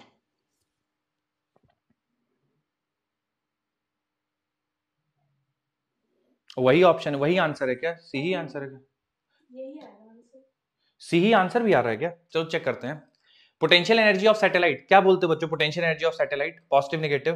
potential energy of satellite negative. तो पहले तो आपको मैच करना चाहिए पहले को दूसरे से, तो सी या डी दो ऑप्शन हो सकते हैं, पहले दो तो गलत हो गए, ठीक है। फिर टोटल एनर्जी ऑफ सैटेलाइट बच्चों, total energy of satellite, negative. Total energy of satellite ये भी नेगेटिव होगा, सही है ना? तो बी भी दूसरे से मैच होगा, तो बी भी दूसरे से मैच होगा, ठीक है। ये भी अभी तक सही चल रहा है हम लोग। फिर kinetic energy of satellite always positive, positive. तो बच्चों ये सी जाएगा 1 के पास, सही है ना? सी 1 के पास हो गया, और डी जाएगा 3 के पास। तो gravitational potential energy of satellite at infinity is 0, ठीक है। तो बच्चों ग्रेविटेशनल पोटेंशियल एनर्जी इंफिनिटी पे 0 रहेगी, ठीक है।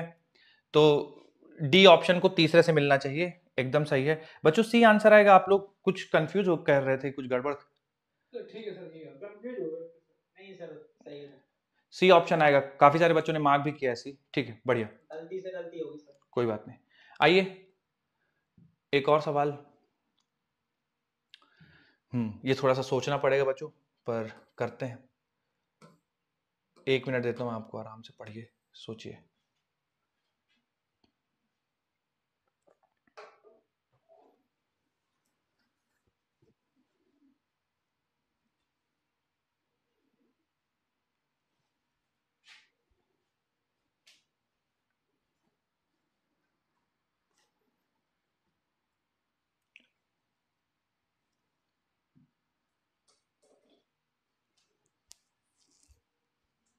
बच्चों अटेम्प्टेड वाला नंबर यहाँ पे दिखा नहीं रहा है। उम्मीद करता हूँ आप लोग के एंड पे सब सही चल रहा होगा, है ना? आप कर पा रहे हो ना अटेम्प्ट? Yes sir. ठीक है।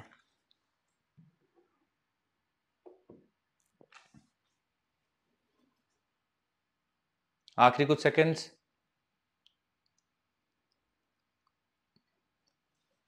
चलिए बताइए बच्चों, कौन सा, रुक जाइए एक सेकंड, अभी मत बताइए, समय खत्म होने दीजिए फिर बताइए। हाँ, कौन सा ऑप्शन बच्चों आपको लग रहा है कौन सा सही होना चाहिए इसमें? First question A option. A option सही होना चाहिए, ठीक है। कारण कोई लॉजिक बताना चाहिए सर, ए ऑप्शन इस वजह से सही होगा? जी मैक्सिमम होता है। जी मैक्सिमम होता है, ये तो नहीं है। वेलोसिटी एक एक कारण है, वेलोसिटी। और बताइए। देखिए बच्चों, हाँ, पावर का फॉर्मूला ध्यान रखिए, vector F dot vector V, ठीक है। तो जब आप पार्टिकल को प्रोजेक्ट कर रहे हैं, ठीक है, तो ऊपर गया, ऊपर मैक्सिमम हाइट, फिर पार्टिकल लौट के आया। तो देखिए बच्चों, ऊपर जाते समय और नीचे आते समय, इन दोनों केसेस में जो पार्टिकल की वेलोसिटी है वो मैक्सिमम है। लेकिन बच्चों जब आप ऊपर फेंक रहे हैं ना, तो ग्रेविटेशनल फील्ड नीचे लग रहा है, तो इनके बीच का एंगल 180 डिग्री हो जाएगा। तो फेंकते समय पावर नेगेटिव होगा, जब वो आके टकराएगा तो वेलोसिटी भी नीचे की तरफ, ग्रेविटेशनल फोर्स भी नीचे की तरफ, दोनों के बीच का एंगल 0 डिग्री हो जाएगा, और एफ डॉट वी की वैल्यू मैक्सिमम हो जाएगी। तो गिरते समय एफ डॉट वी मैक्सिमम रहेगा, फेंकते समय मिनिमम रहेगा, और फिर जैसे जैसे ऊपर बढ़ता जाएगा उसकी वैल्यू घटती जाएगी, है ना? तो पहला ऑप्शन एकदम सही है, ए ऑप्शन इसका करेक्ट आंसर होगा। देखते हैं कितने बच्चों का सही था। खुद जिनका गड़बड़ था बच्चों, समझ में आ गया तुम लोगों को क्यों गड़बड़ है? क्योंकि वापस जब वो धरती को एकदम ग्राउंड को हिट करने वाला होगा, उस समय उसका ग्रेविटेशनल फोर्स भी मैक्सिमम होगा, वेलोसिटी भी मैक्सिमम होगी, और दोनों के बीच का एंगल 0 होगा।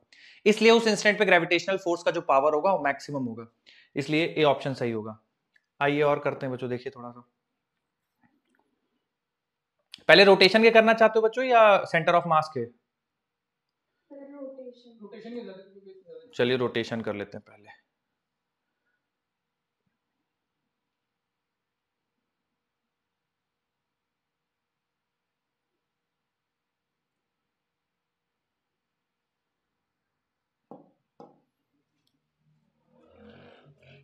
सिंपल सवाल है, गड़बड़ नहीं करिएगा।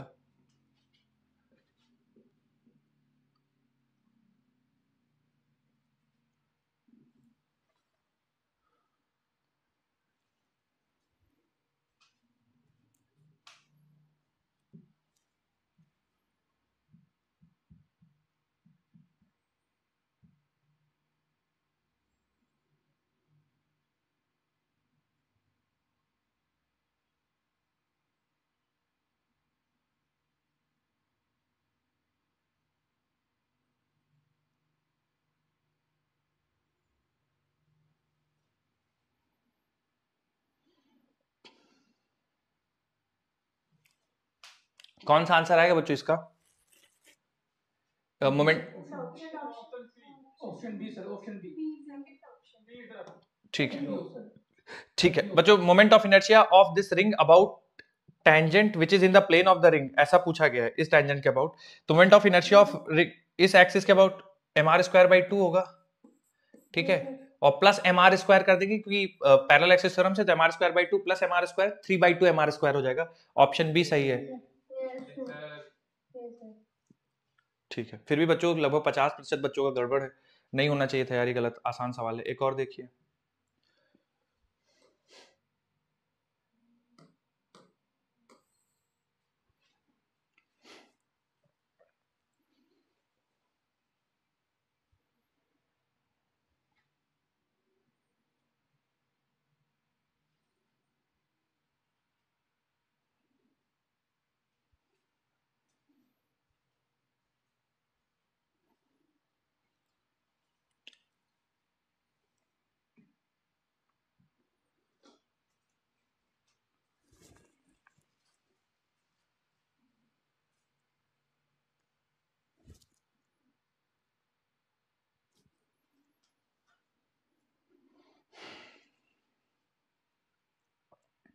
बच्चों आखिरी कुछ सेकंड्स बाकी हैं।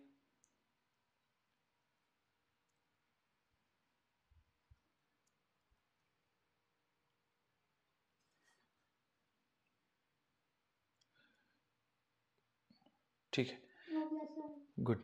अब बच्चों इसको देखिए कैसे आप सॉल्व करेंगे। बच्चों देखिए mg नीचे लग रहा होगा, तो mg का टॉर्क इस पॉइंट के अबाउट mgl/2 टॉर्क आ जाएगा, और ये बराबर कर देंगे बच्चों i अल्फा, तो i दिया हुआ है ml²/3 अल्फा, तो ml बच्चों हटा दीजिए आप, ये बन जाएगा 3g/2l अल्फा की वैल्यू। तो हमारा आंसर सही हो जाएगा बच्चों, डी ऑप्शन सही हो जाएगा। बच्चों ये मतलब गड़बड़ चल रहा है माहौल यार, ये आसान आसान सवाल है, एक एक लाइन के, ये गड़बड़ नहीं हो। अगला सवाल,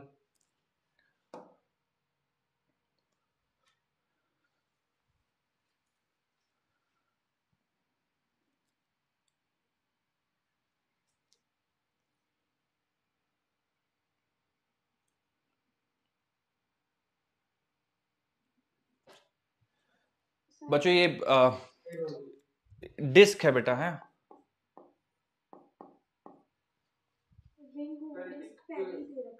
अच्छा, डिस्क पहले दे रखा क्या? सॉरी सॉरी, मुझे लगा कि दोनों रिंग कैसे कर दिया। सो सॉरी बच्चों, मैं कुछ भी चेंज नहीं किया हूं, जो सवाल है एज इट इज एकदम करेक्ट है।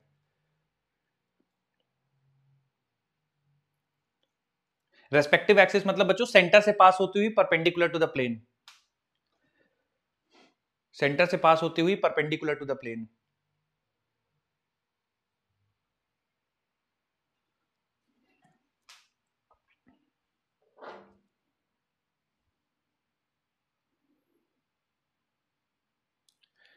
ठीक है, तो कितना आ रहा है बच्चों इसका आंसर? जैसे हमें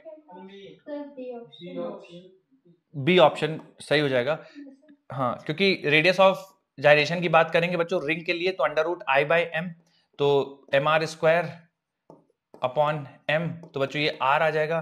और डिस्क की बात करेंगे तो mr²/2 रखेंगे बच्चों, तो ये r/√2 हो जाएगा, है ना। तो रेशियो लेंगे तो r से r कैंसिल हो जाएगा, √2:1 आना चाहिए। अच्छा, किसका किसका पूछा है? डिस्क, अच्छा उल्टा कर लेंगे, डिस्क टू रेडियस ऑफ, मतलब डिस्क टू रिंग पूछा है, तो रिंग टू डिस्क बच्चों √2:1, तो इसका उल्टा 1:√2 हो जाएगा। बी ऑप्शन सही हो जाएगा, देखते हैं। बढ़िया। अगला सवाल,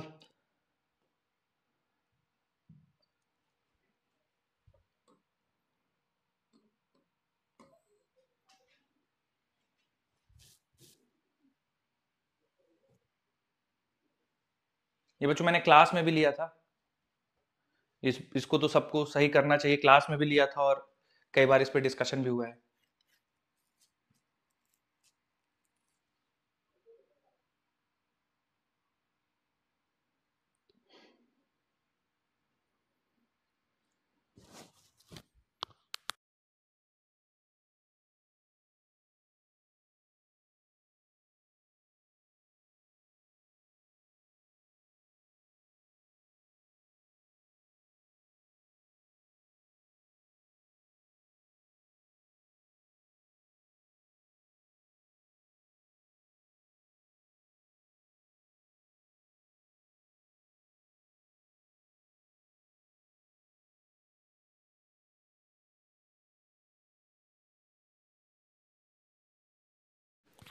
चलिए इसका तो बच्चों ये लगभग सबने अटेम्प्ट कर लिया होगा, जो लोग नहीं कर पाए जल्दी से पिक कर लीजिए ऑप्शन।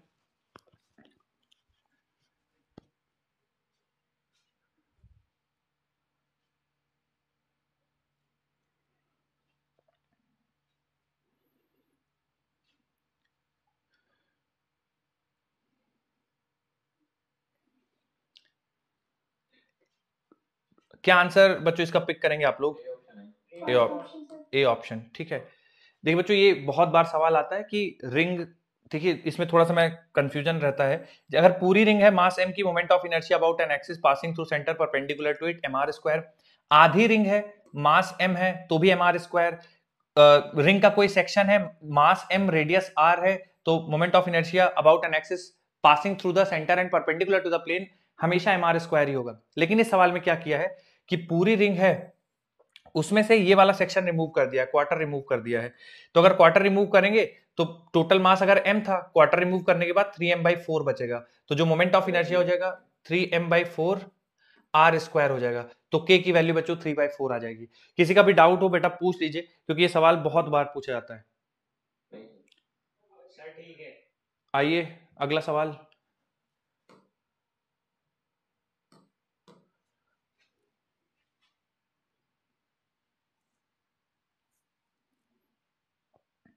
एक बार बच्चों फिर से बहुत आसान, तो इस बार उम्मीद करता हूं कि लगभग सबका सही होगा।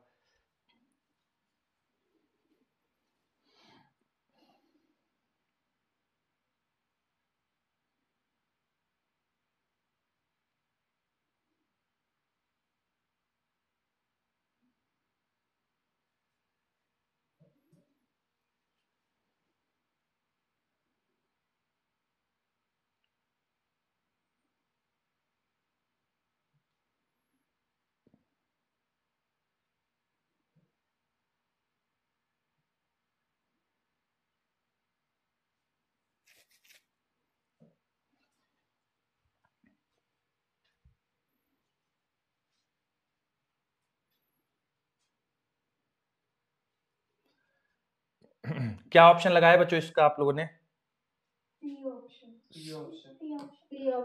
सी ऑप्शन होगा बच्चों, लगभग लगभग सही है फिर भी। C option. हाँ सी ऑप्शन होगा। देखिए किसी भी डायमीटर के about moment of inertia of disc mr²/4, और फिर अगर आप इसको शिफ्ट करते हैं टेंजेंट के अबाउट तो mr² और जोड़ना पड़ेगा, पैरेलल एक्सिस थ्योरम, तो mr²/4 plus mr² 5/4 mr²। Option C हो जाएगा। अगला सवाल करते हैं बच्चों। 30 सेकंड डिजर्व करता है तो उसी हिसाब से।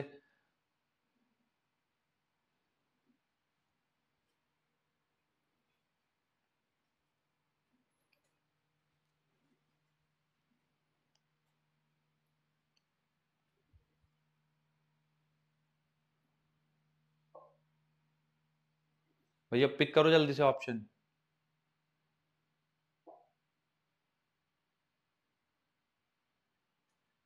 ठीक है, क्या आंसर बच्चों पिक करेंगे इसका? फर्स्ट ऑप्शन, ठीक है। Radius of gyration of solid cylinder, तो बच्चों के बराबर √I/m, तो mr²/2 डिवाइडेड बाई m, ये कैंसिल होगा, r/√2 आ जाएगा पहला वाला ऑप्शन। क्या बात है, 65-66%। फिर भी बच्चों नंबर ऊपर जा सकता है। शिवम, अच्छा ये तो इस सवाल के लिए है ना। चलिए देखते हैं लीडर्स बोर्ड एक बार देख लेते हैं। हाँ कनक, कार्तिक एंड नमन, कहाँ कहाँ से बेटा? कनक कहाँ से है? Kanak, Kartik and Naman? Aligarh. Good good good. आइए बच्चों अगला सवाल।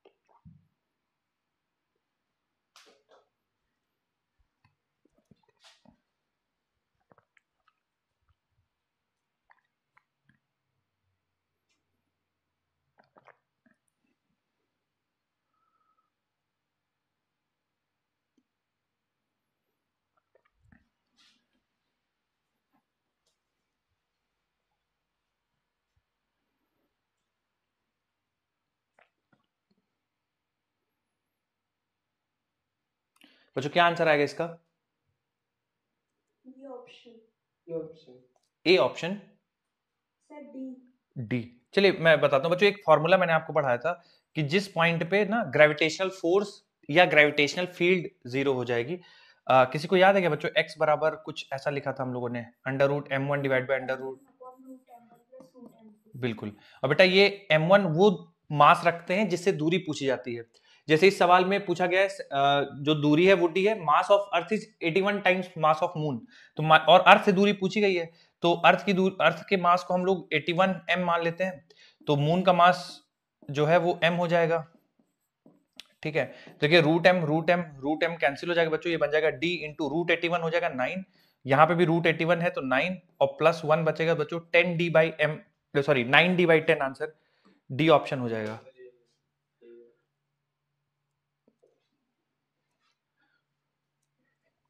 चलिए अगला सवाल, ये बच्चों बहुत सिंपल है ना, 30 सेकेंड्स है, तुरंत पिक कर लेना और गड़बड़ नहीं करना इसको।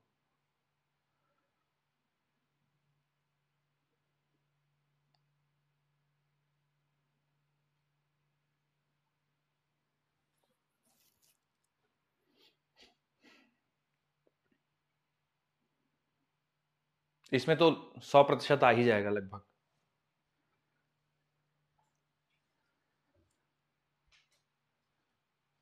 आइए देखते हैं बच्चों कौन सा आंसर पिक करें इसमें, फोर्स ऑफ ग्रेविटेशन इज, अरे भाई इसमें तो एकदम ऐसा, अरे अरे पहुंच रहे हैं बच्चों, हम लोग पहुंच रहे हैं।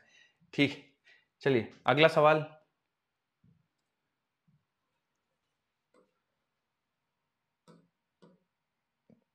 चलिए शायद 30 सेकेंड पिक हो गया है बच्चों, इसमें थोड़ा सा 30 सेकेंड्स पिक हो गए हैं, थोड़ा करिए।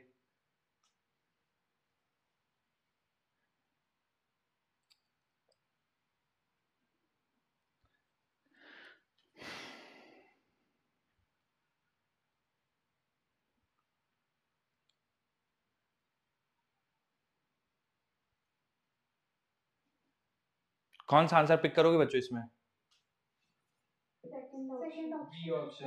सेकंड ऑप्शन, पोल पे कोई फर्क नहीं पड़ेगा, और काफी सारे बच्चों ने सही है, पोल पे कोई फर्क नहीं पड़ेगा, इक्वेटर पे वेट और कम हो जाएगा अगर अर्थ और तेज रोटेट करने लगेगी, इक्वेटर पे सबसे ज्यादा इसका इफेक्ट फील करते हैं हम लोग।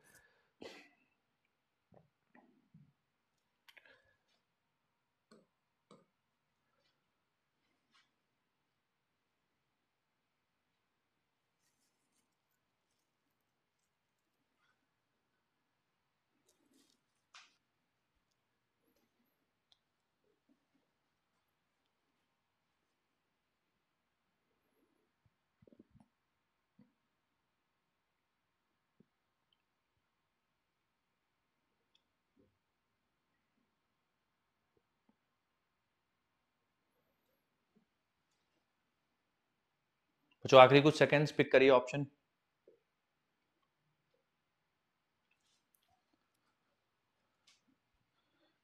क्या आंसर, रुक जाइए बच्चों, क्या आंसर पिक करेंगे आप लोग?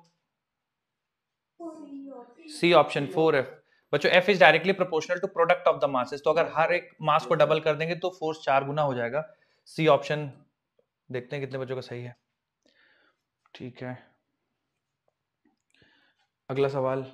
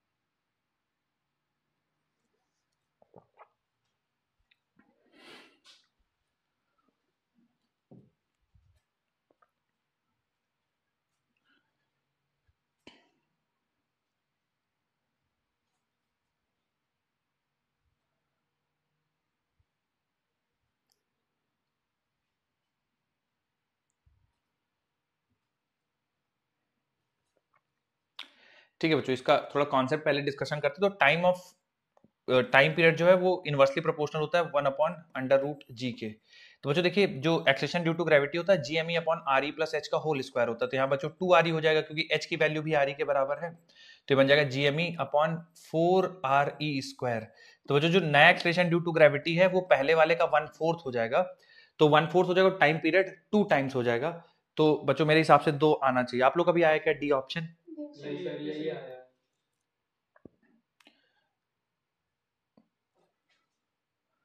बहुत कम लोगों का सही चल रहा है यार। थोड़ा देखते हैं हम लोग लीडर्स बोर्ड में क्या है। कनक, कार्तिक एंड नमन, पिछली बार भी यही तीनों थे शायद।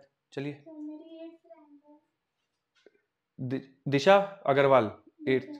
ठीक। सर गाजीपुर से आयुष, श्रेया बर्मन, दिशा 3 लोग हैं। कार्तिक हल्द्वानी, नमन हल्द्वानी। कार्तिक और नमन हल्द्वानी, चौथा नंबर में एंडिंग।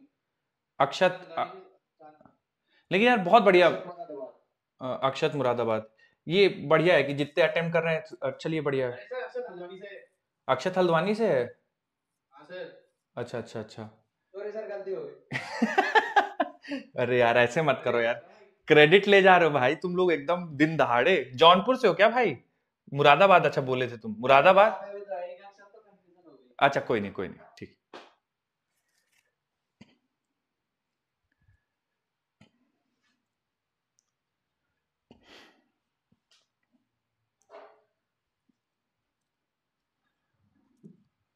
पोल में तो ई है ही नहीं। हाँ तो ई आंसर भी नहीं होगा। ये आंसर है भी। आंसर ही है ही नहीं।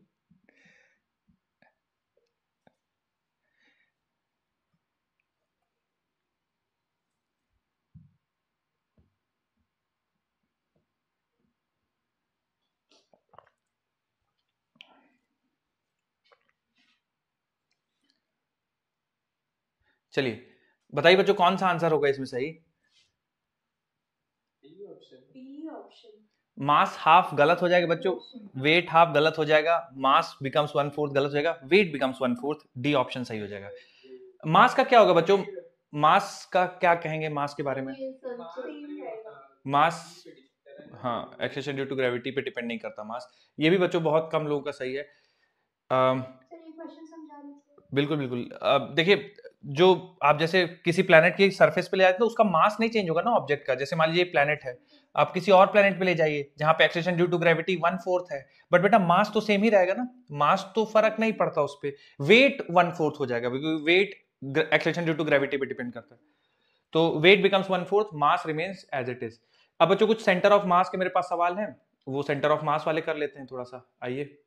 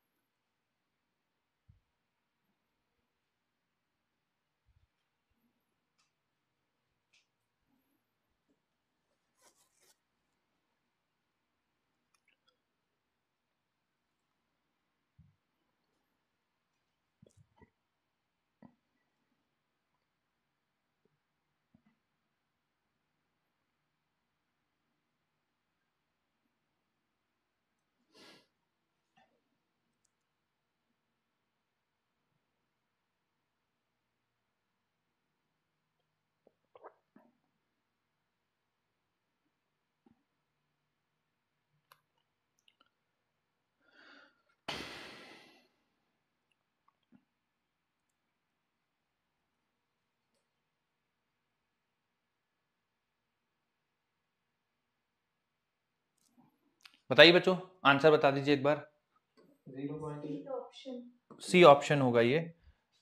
सी ऑप्शन कैसे, मैं थोड़ा सा बच्चों समझा देता हूँ। ई के पावर 2n टाइम्स h होता है बच्चों, ये हम लोगों ने डिराइव किया था कि nth रिबाउंड के बाद। तो फर्स्ट रिबाउंड के बाद पूछा है तो 0.4 का स्क्वायर कर देंगे और 5 मीटर से छोड़ा गया है, तो जब मल्टीप्लाई करेंगे बच्चों तो 0.8 आ जाएगा।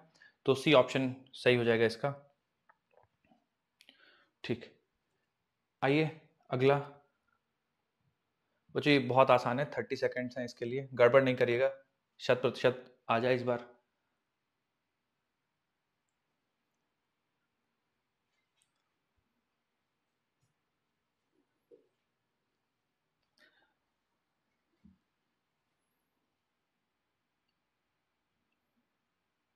ये बच्चों कुछ क्वेश्चन मैंने इसलिए भी रखे हैं कि कुछ हमारी जनता ऐसी भी है जिन्हें शायद जिन्होंने थोड़ा बहुत पढ़ा वढ़ा नहीं है, तो कुछ उनको भी लगे कि वो भी हिस्सा है हमारे क्लास का, इसलिए मैंने कुछ सवाल रखे हैं इस टाइप के। हाँ, coefficient of restitution for perfectly elastic collision is 1। क्यों कर रहे हो बच्चों तुम लोग? ये सब सही होना चाहिए यार, ये ऑप्शन, ये सीधे सीधे सवाल। अगला सवाल,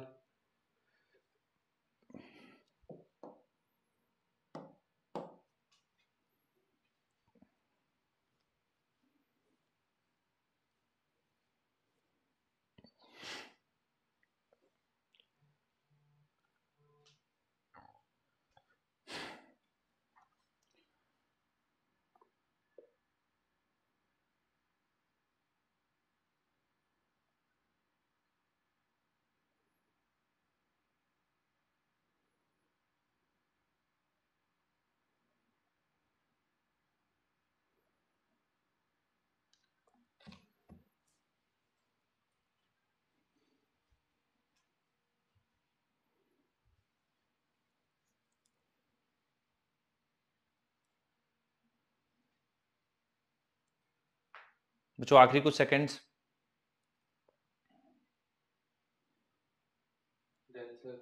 ठीक,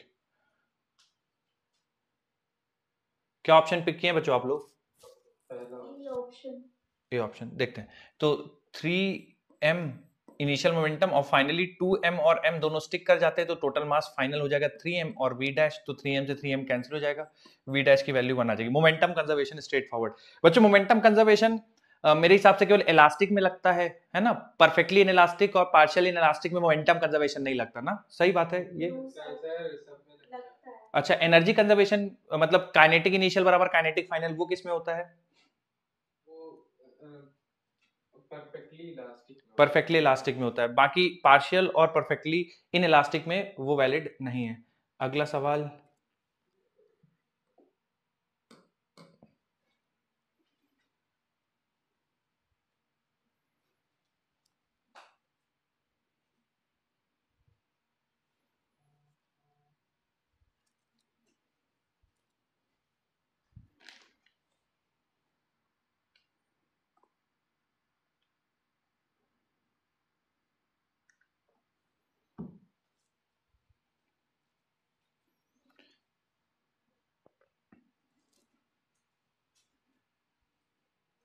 चलिए बच्चों कौन सा आंसर सही होगा?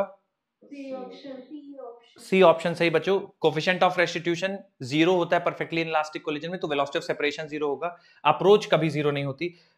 सी ऑप्शन पिक करेंगे हम लोग इसमें, देखते हैं 60%। गुड। आइए बच्चों अगला सवाल,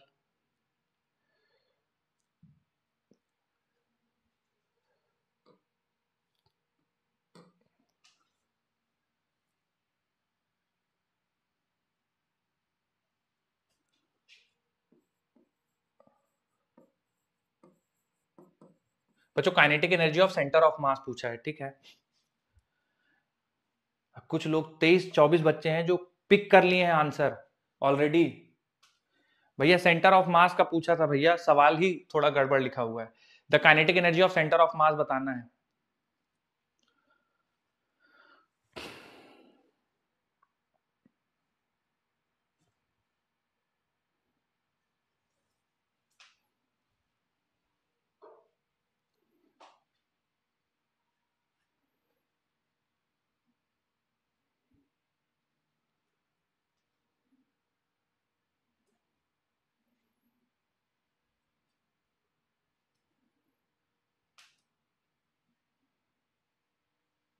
ओके देखिए बच्चों, kinetic energy of centre of मास निकालना है ना, तो पहले आप वेलोसिटी ऑफ सेंटर ऑफ मास निकाल लीजिए। तो वेलोसिटी ऑफ सेंटर ऑफ मास हो जाएगा m1 v1 plus m2 v2, ठीक है, divide by m1 plus m2, तो 4 प्लस 2 6। तो बच्चों ये 40/6 यानी 20/3 मीटर पर सेकंड हो जाएगा।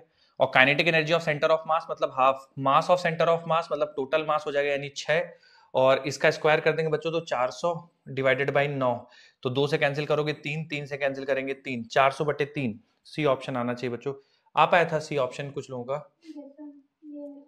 गुड। 36% ऑलमोस्ट बच्चों का सही है। बच्चों थोड़ा सा लीडर्स बोर्ड देखते हैं, कुछ बदल। कनक, कार्तिक एंड अक्षत मान ही नहीं रहे हैं भाई ये लोग। बहुत बढ़िया, वेरी गुड। सूरज व्लॉग भी है। अरे सूरज भाई कॉन्ग्रेचुलेशन। ये आप खुद मेहनत करके है सूरज भाई या भाईचारा से चल रहा है? ऐसा मेहनत करके। अरे भाईचारा भाईचारा होता है। भाईचारा, अच्छा।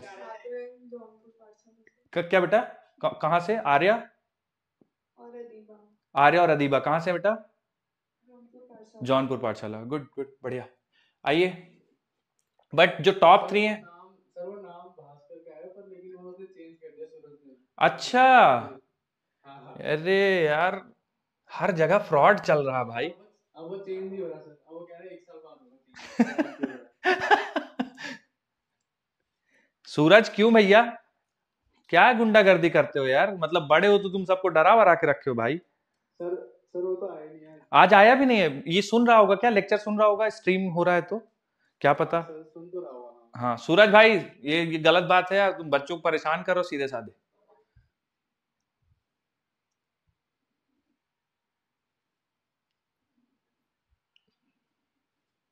बैठे बैठे बोल रहा हूँ, अरे सर।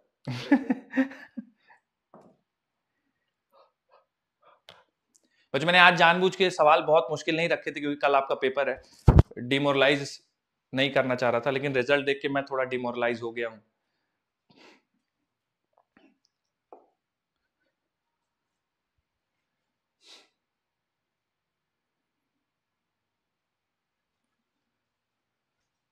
ठीक है, तो बच्चों सेमी सर्कुलर रिंग है, उसका सेंटर ऑफ मास उसके सेंटर से कितना ऊपर होता है? कोई फॉर्मूला याद हो अगर आपको? 2r/पाई। तो r की वैल्यू बच्चों 1/2 दिया हुआ है और पाई, तो आंसर आ जाएगा 1/पाई, है ना? r की वैल्यू 1/2, तो आंसर आ जाएगा 1/पाई। ऑप्शन ए सही हो जाएगा। बहुत कम बच्चों को सही आया है। सेंटर ऑफ मास तो सीधा सीधा फॉर्मूला तो याद ही होना चाहिए बच्चों।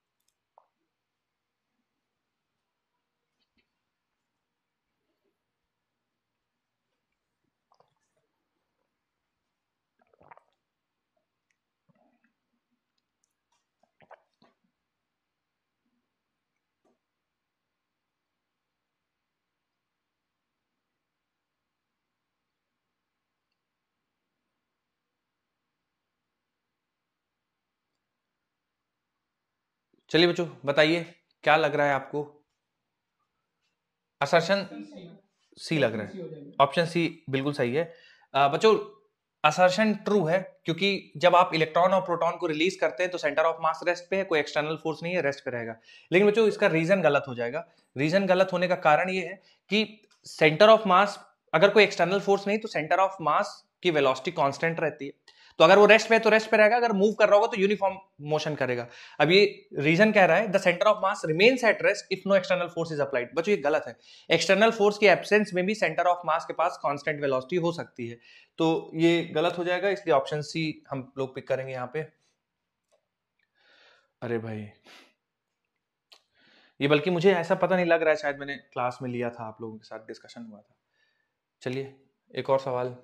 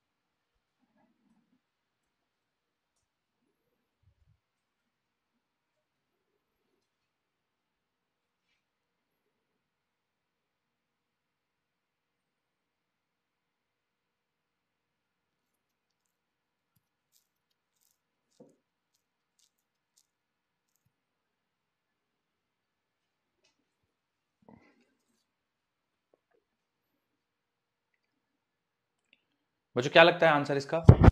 67 बी ऑप्शन है ना बच्चों। देखिए 5 किलो से पूछा गया है तो 5 किलो नहीं रखिएगा फॉर्मूले में, 10 रखिए। जिससे पूछा जाता है उसके ऑपोजिट, तो m2 into r divide by m1 plus m2, तो 5 2 5 3 2/3 मीटर यानी 67 सेंटीमीटर, बी ऑप्शन। ठीक है, गुड। चलिए एक और सवाल बच्चों।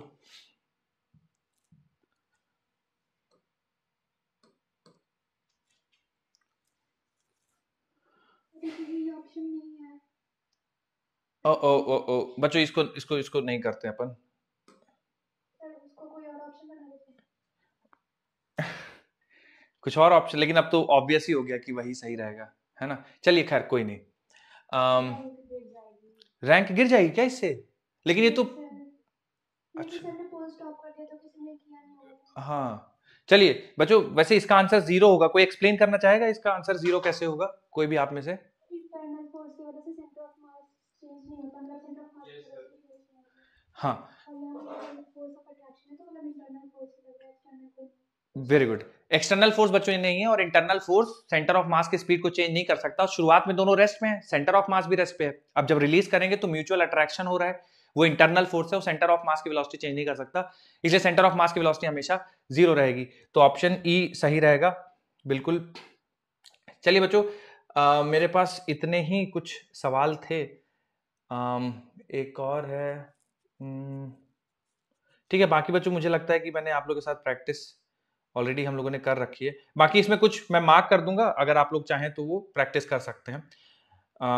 चलिए देख लेते हैं बच्चों क्या हम लोग का लीडर्स बोर्ड में कुछ चेंजेस हुए हैं कि नहीं। अच्छा इसका आंसर पिक करना ही पड़ेगा। ये तुम लोग अटेम्प्ट नहीं करो भाई, कुछ लोग अटेम्प्ट कर लिए हैं। चलिए कुछ चेंज नहीं चेंज नहीं आया है, चेंज आ गया है क्या? चलिए कनक, कनक किस पाठशाला में बेटा? मैं अलीगढ़ पाठशाला। वेरी गुड कनक जी, बहुत बढ़िया। फिर कार्तिक जी कहाँ से, कौन सी पाठशाला? हल्द्वानी। Very good Kartik. अक्षत, अक्षत भी हल्द्वानी से है। Very good. नमन, नमन कहाँ से है? तुम लोग सब लोग कैसे, बहुत बढ़िया यार, वेरी गुड हल्द्वानी। लेकिन साथ साथ तो नहीं बैठे हो ना कार्तिक, अक्षत एंड नमन? ना सर देख लो, हम यहाँ पे बैठे हैं। ठीक। लकी कौन है? लकी आज आए हैं Lucky. Vinay, Lucky and Vinay sir Narol Pathshala से। नरनौल पाठशाला। गुड। श्याम, बढ़िया से सर। बहुत बढ़िया। आर्या, आदिबा, जौनपुर, बहुत बढ़िया। नवाजीश, अलीगढ़। ठीक, बहुत बढ़िया। तो क्या बेटा?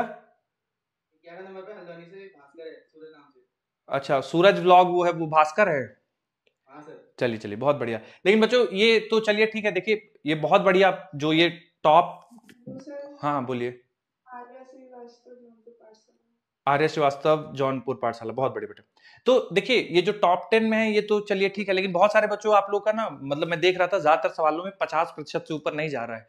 तो मतलब हम लोग मेजोरिटी, और ये सवालों का लेवल मैंने जानबूझ के बहुत अच्छा नहीं रखा था। मैंने इसलिए रखा था कम कि आपके एग्जाम से एक दिन पहले ये मैं करा दूंगा, तो ज्यादा आप अच्छे नंबर लाएंगे तो अच्छे कॉन्फिडेंस के साथ जाएंगे। बाकी थोड़ा सा इससे ऊपर कैटेगरी के आप सवाल एक्सपेक्ट करिएगा पेपर में। और तो परिस्थिति बच्चों थोड़ा सा चिंताजनक है, ज्यादातर बच्चों की परिस्थिति चिंताजनक है। अब इसको आपको इंप्रूव करना है। कैसे आप इंप्रूव कर सकते हैं? बहुत सिंपल सा तरीका है, आप क्लास में पढ़िए जो पढ़ाया जा रहा है, उसके बाद डीपीपी घर में जाके सॉल्व करिए। घर में अगर प्रैक्टिस नहीं कर रहे हैं बच्चों, मैं बता रहा हूं आपको, आप किसी से पढ़ लीजिए, कहीं से भी पढ़ लीजिए, कुछ भी कर लीजिए, अच्छा नहीं होगा। फिजिक्स को इंप्रूव करने का एक ही तरीका है कि आप क्लास में जो पढ़ रहे हैं घर जाके उसको आपको प्रैक्टिस करना है, ठीक है। और मैं आपको बता रहा हूं कि इस बार हम लोग बहुत अच्छे से पढ़ रहे हैं, तो आप वो भी एक्सक्यूज नहीं दे पाएंगे कि साल के अंत में जब आपका पेपर होगा ना, तो आप ये नहीं बोल पाएंगे कि यार हम अच्छा नहीं पढ़ पाए या हमारे पास रिसोर्सेज अच्छे नहीं थे। आपके पास सबसे बेस्ट रिसोर्सेज है, जो AIR 1 जो सबसे बेस्ट बच्चे के पास रिसोर्सेज होंगे वही आपके पास रिसोर्सेज है। मेहनत करिए, और जितना ज्यादा मेहनत करेंगे बच्चों आप उतना ज्यादा बढ़िया करेंगे। और जो बच्चे यहाँ पे टॉप 10 में थे बहुत बढ़िया, ऐसे ही और मेहनत करते रहिए। लेकिन लास्ट में कुछ जैसे 5 और 6 गलत हो रहे हैं।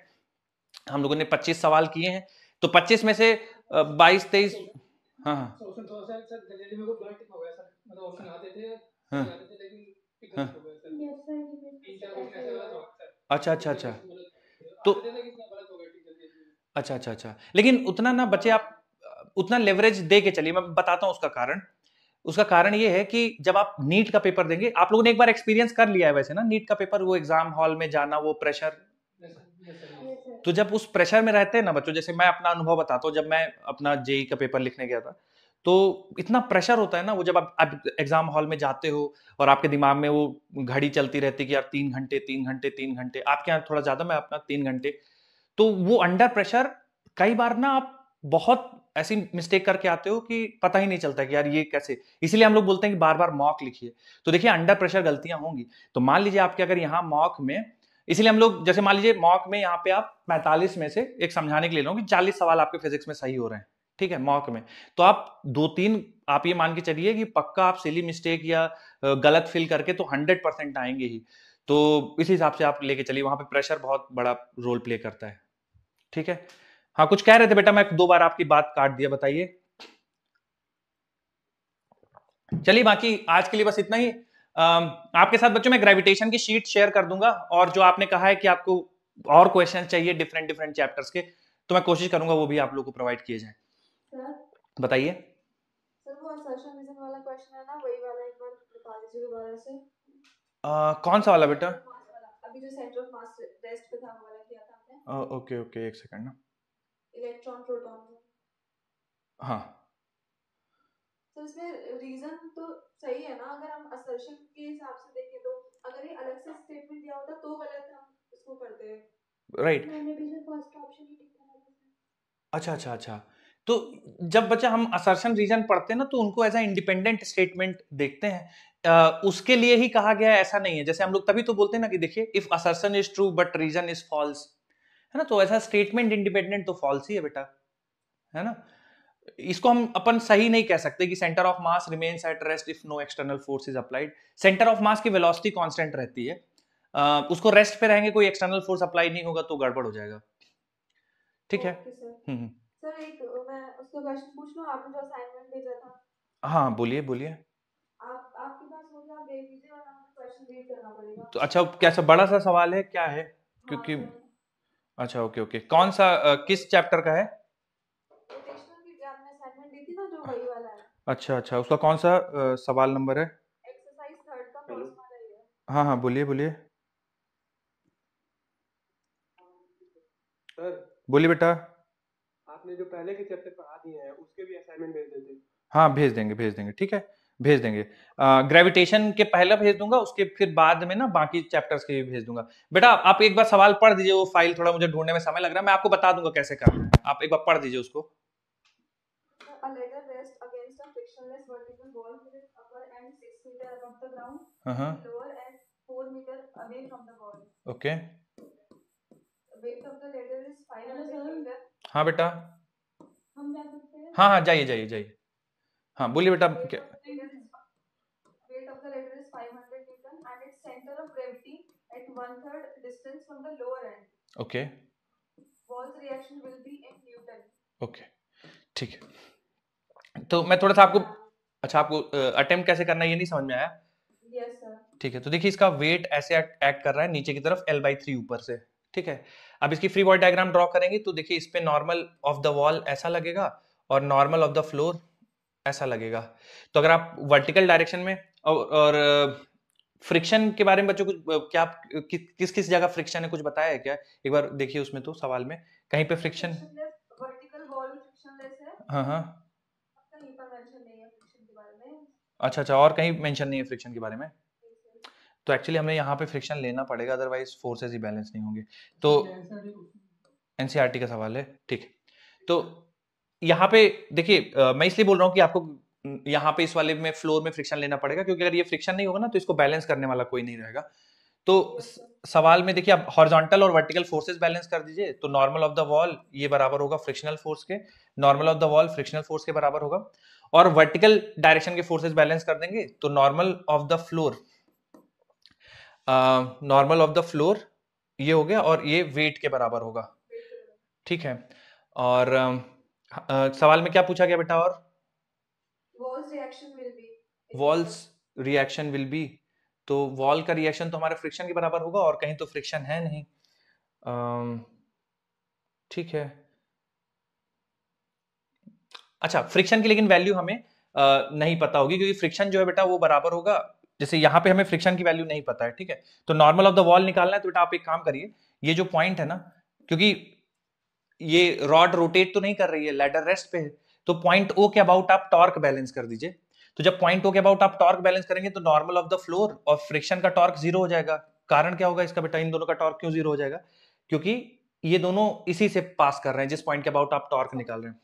तो वेट का टॉर्क देखिए, वेट का टॉर्क हो जाएगा W और L/3 cos थीटा, ये वेट का टॉर्क हो जाएगा अगर मैं इस एंगल को थीटा मान लूं, और ये एंगल आप निकाल सकते हो, 6 और 4 ये पता है, तो आप ये साइड निकाल के cos थीटा निकाल सकते हैं। तो जो वेट का टॉर्क होगा वो देखिए लैडर को ऐसा घुमाने की कोशिश कर रहा है, ठीक है, मतलब इस तरह से घुमाने की कोशिश कर रहा है एंटी क्लॉकवाइज, और जो नॉर्मल है वो क्लॉकवाइज घुमाने की कोशिश कर रहा है। तो नॉर्मल ऑफ वॉल, ये जो टॉर्क होगा, नॉर्मल ऑफ द वॉल का टॉर्क होगा, नॉर्मल ऑफ द वॉल और परपेंडिकुलर डिस्टेंस देखिए 6 है, ये नॉर्मल ऑफ द वॉल है, और पॉइंट ओ से इसकी परपेंडिकुलर डिस्टेंस देखेंगे तो 6 मीटर है ना। तो इसको इंटू 6 कर देंगे, बस बच्चे यही हो जाएगा। अब इसकी L की वैल्यू देखिए, हमको पता है L बराबर हो जाएगा √6² + 4², ठीक है। तो ये L की वैल्यू पता है तो L/3 पता है, और cos थीटा आप निकाल सकते हैं, ठीक है। तो इस फॉर्मूले आप सारी वैल्यूज रख देंगे, आपको नॉर्मल ऑफ द वॉल आ जाएगा। और क्या पूछा गया है? ठीक, क्वेश्चन है ग्रेविटेशन का, बोलिए बेटा। एक स्टेटमेंट लिखा है ये satellite launching station should be, satellite launched launching station should be option दे रहा है क्लोज टू इक्वेटर। इक्वेटर क्या? हाँ हाँ, सर कैसे, मतलब आपने तो मतलब उसके जियो स्टेशनरी होती तब बोला था, इसमें तो मतलब सैटेलाइट को स्पेसिफाई नहीं किया कि पोलर वाली है कि वो जियो स्टेशनरी वाली है।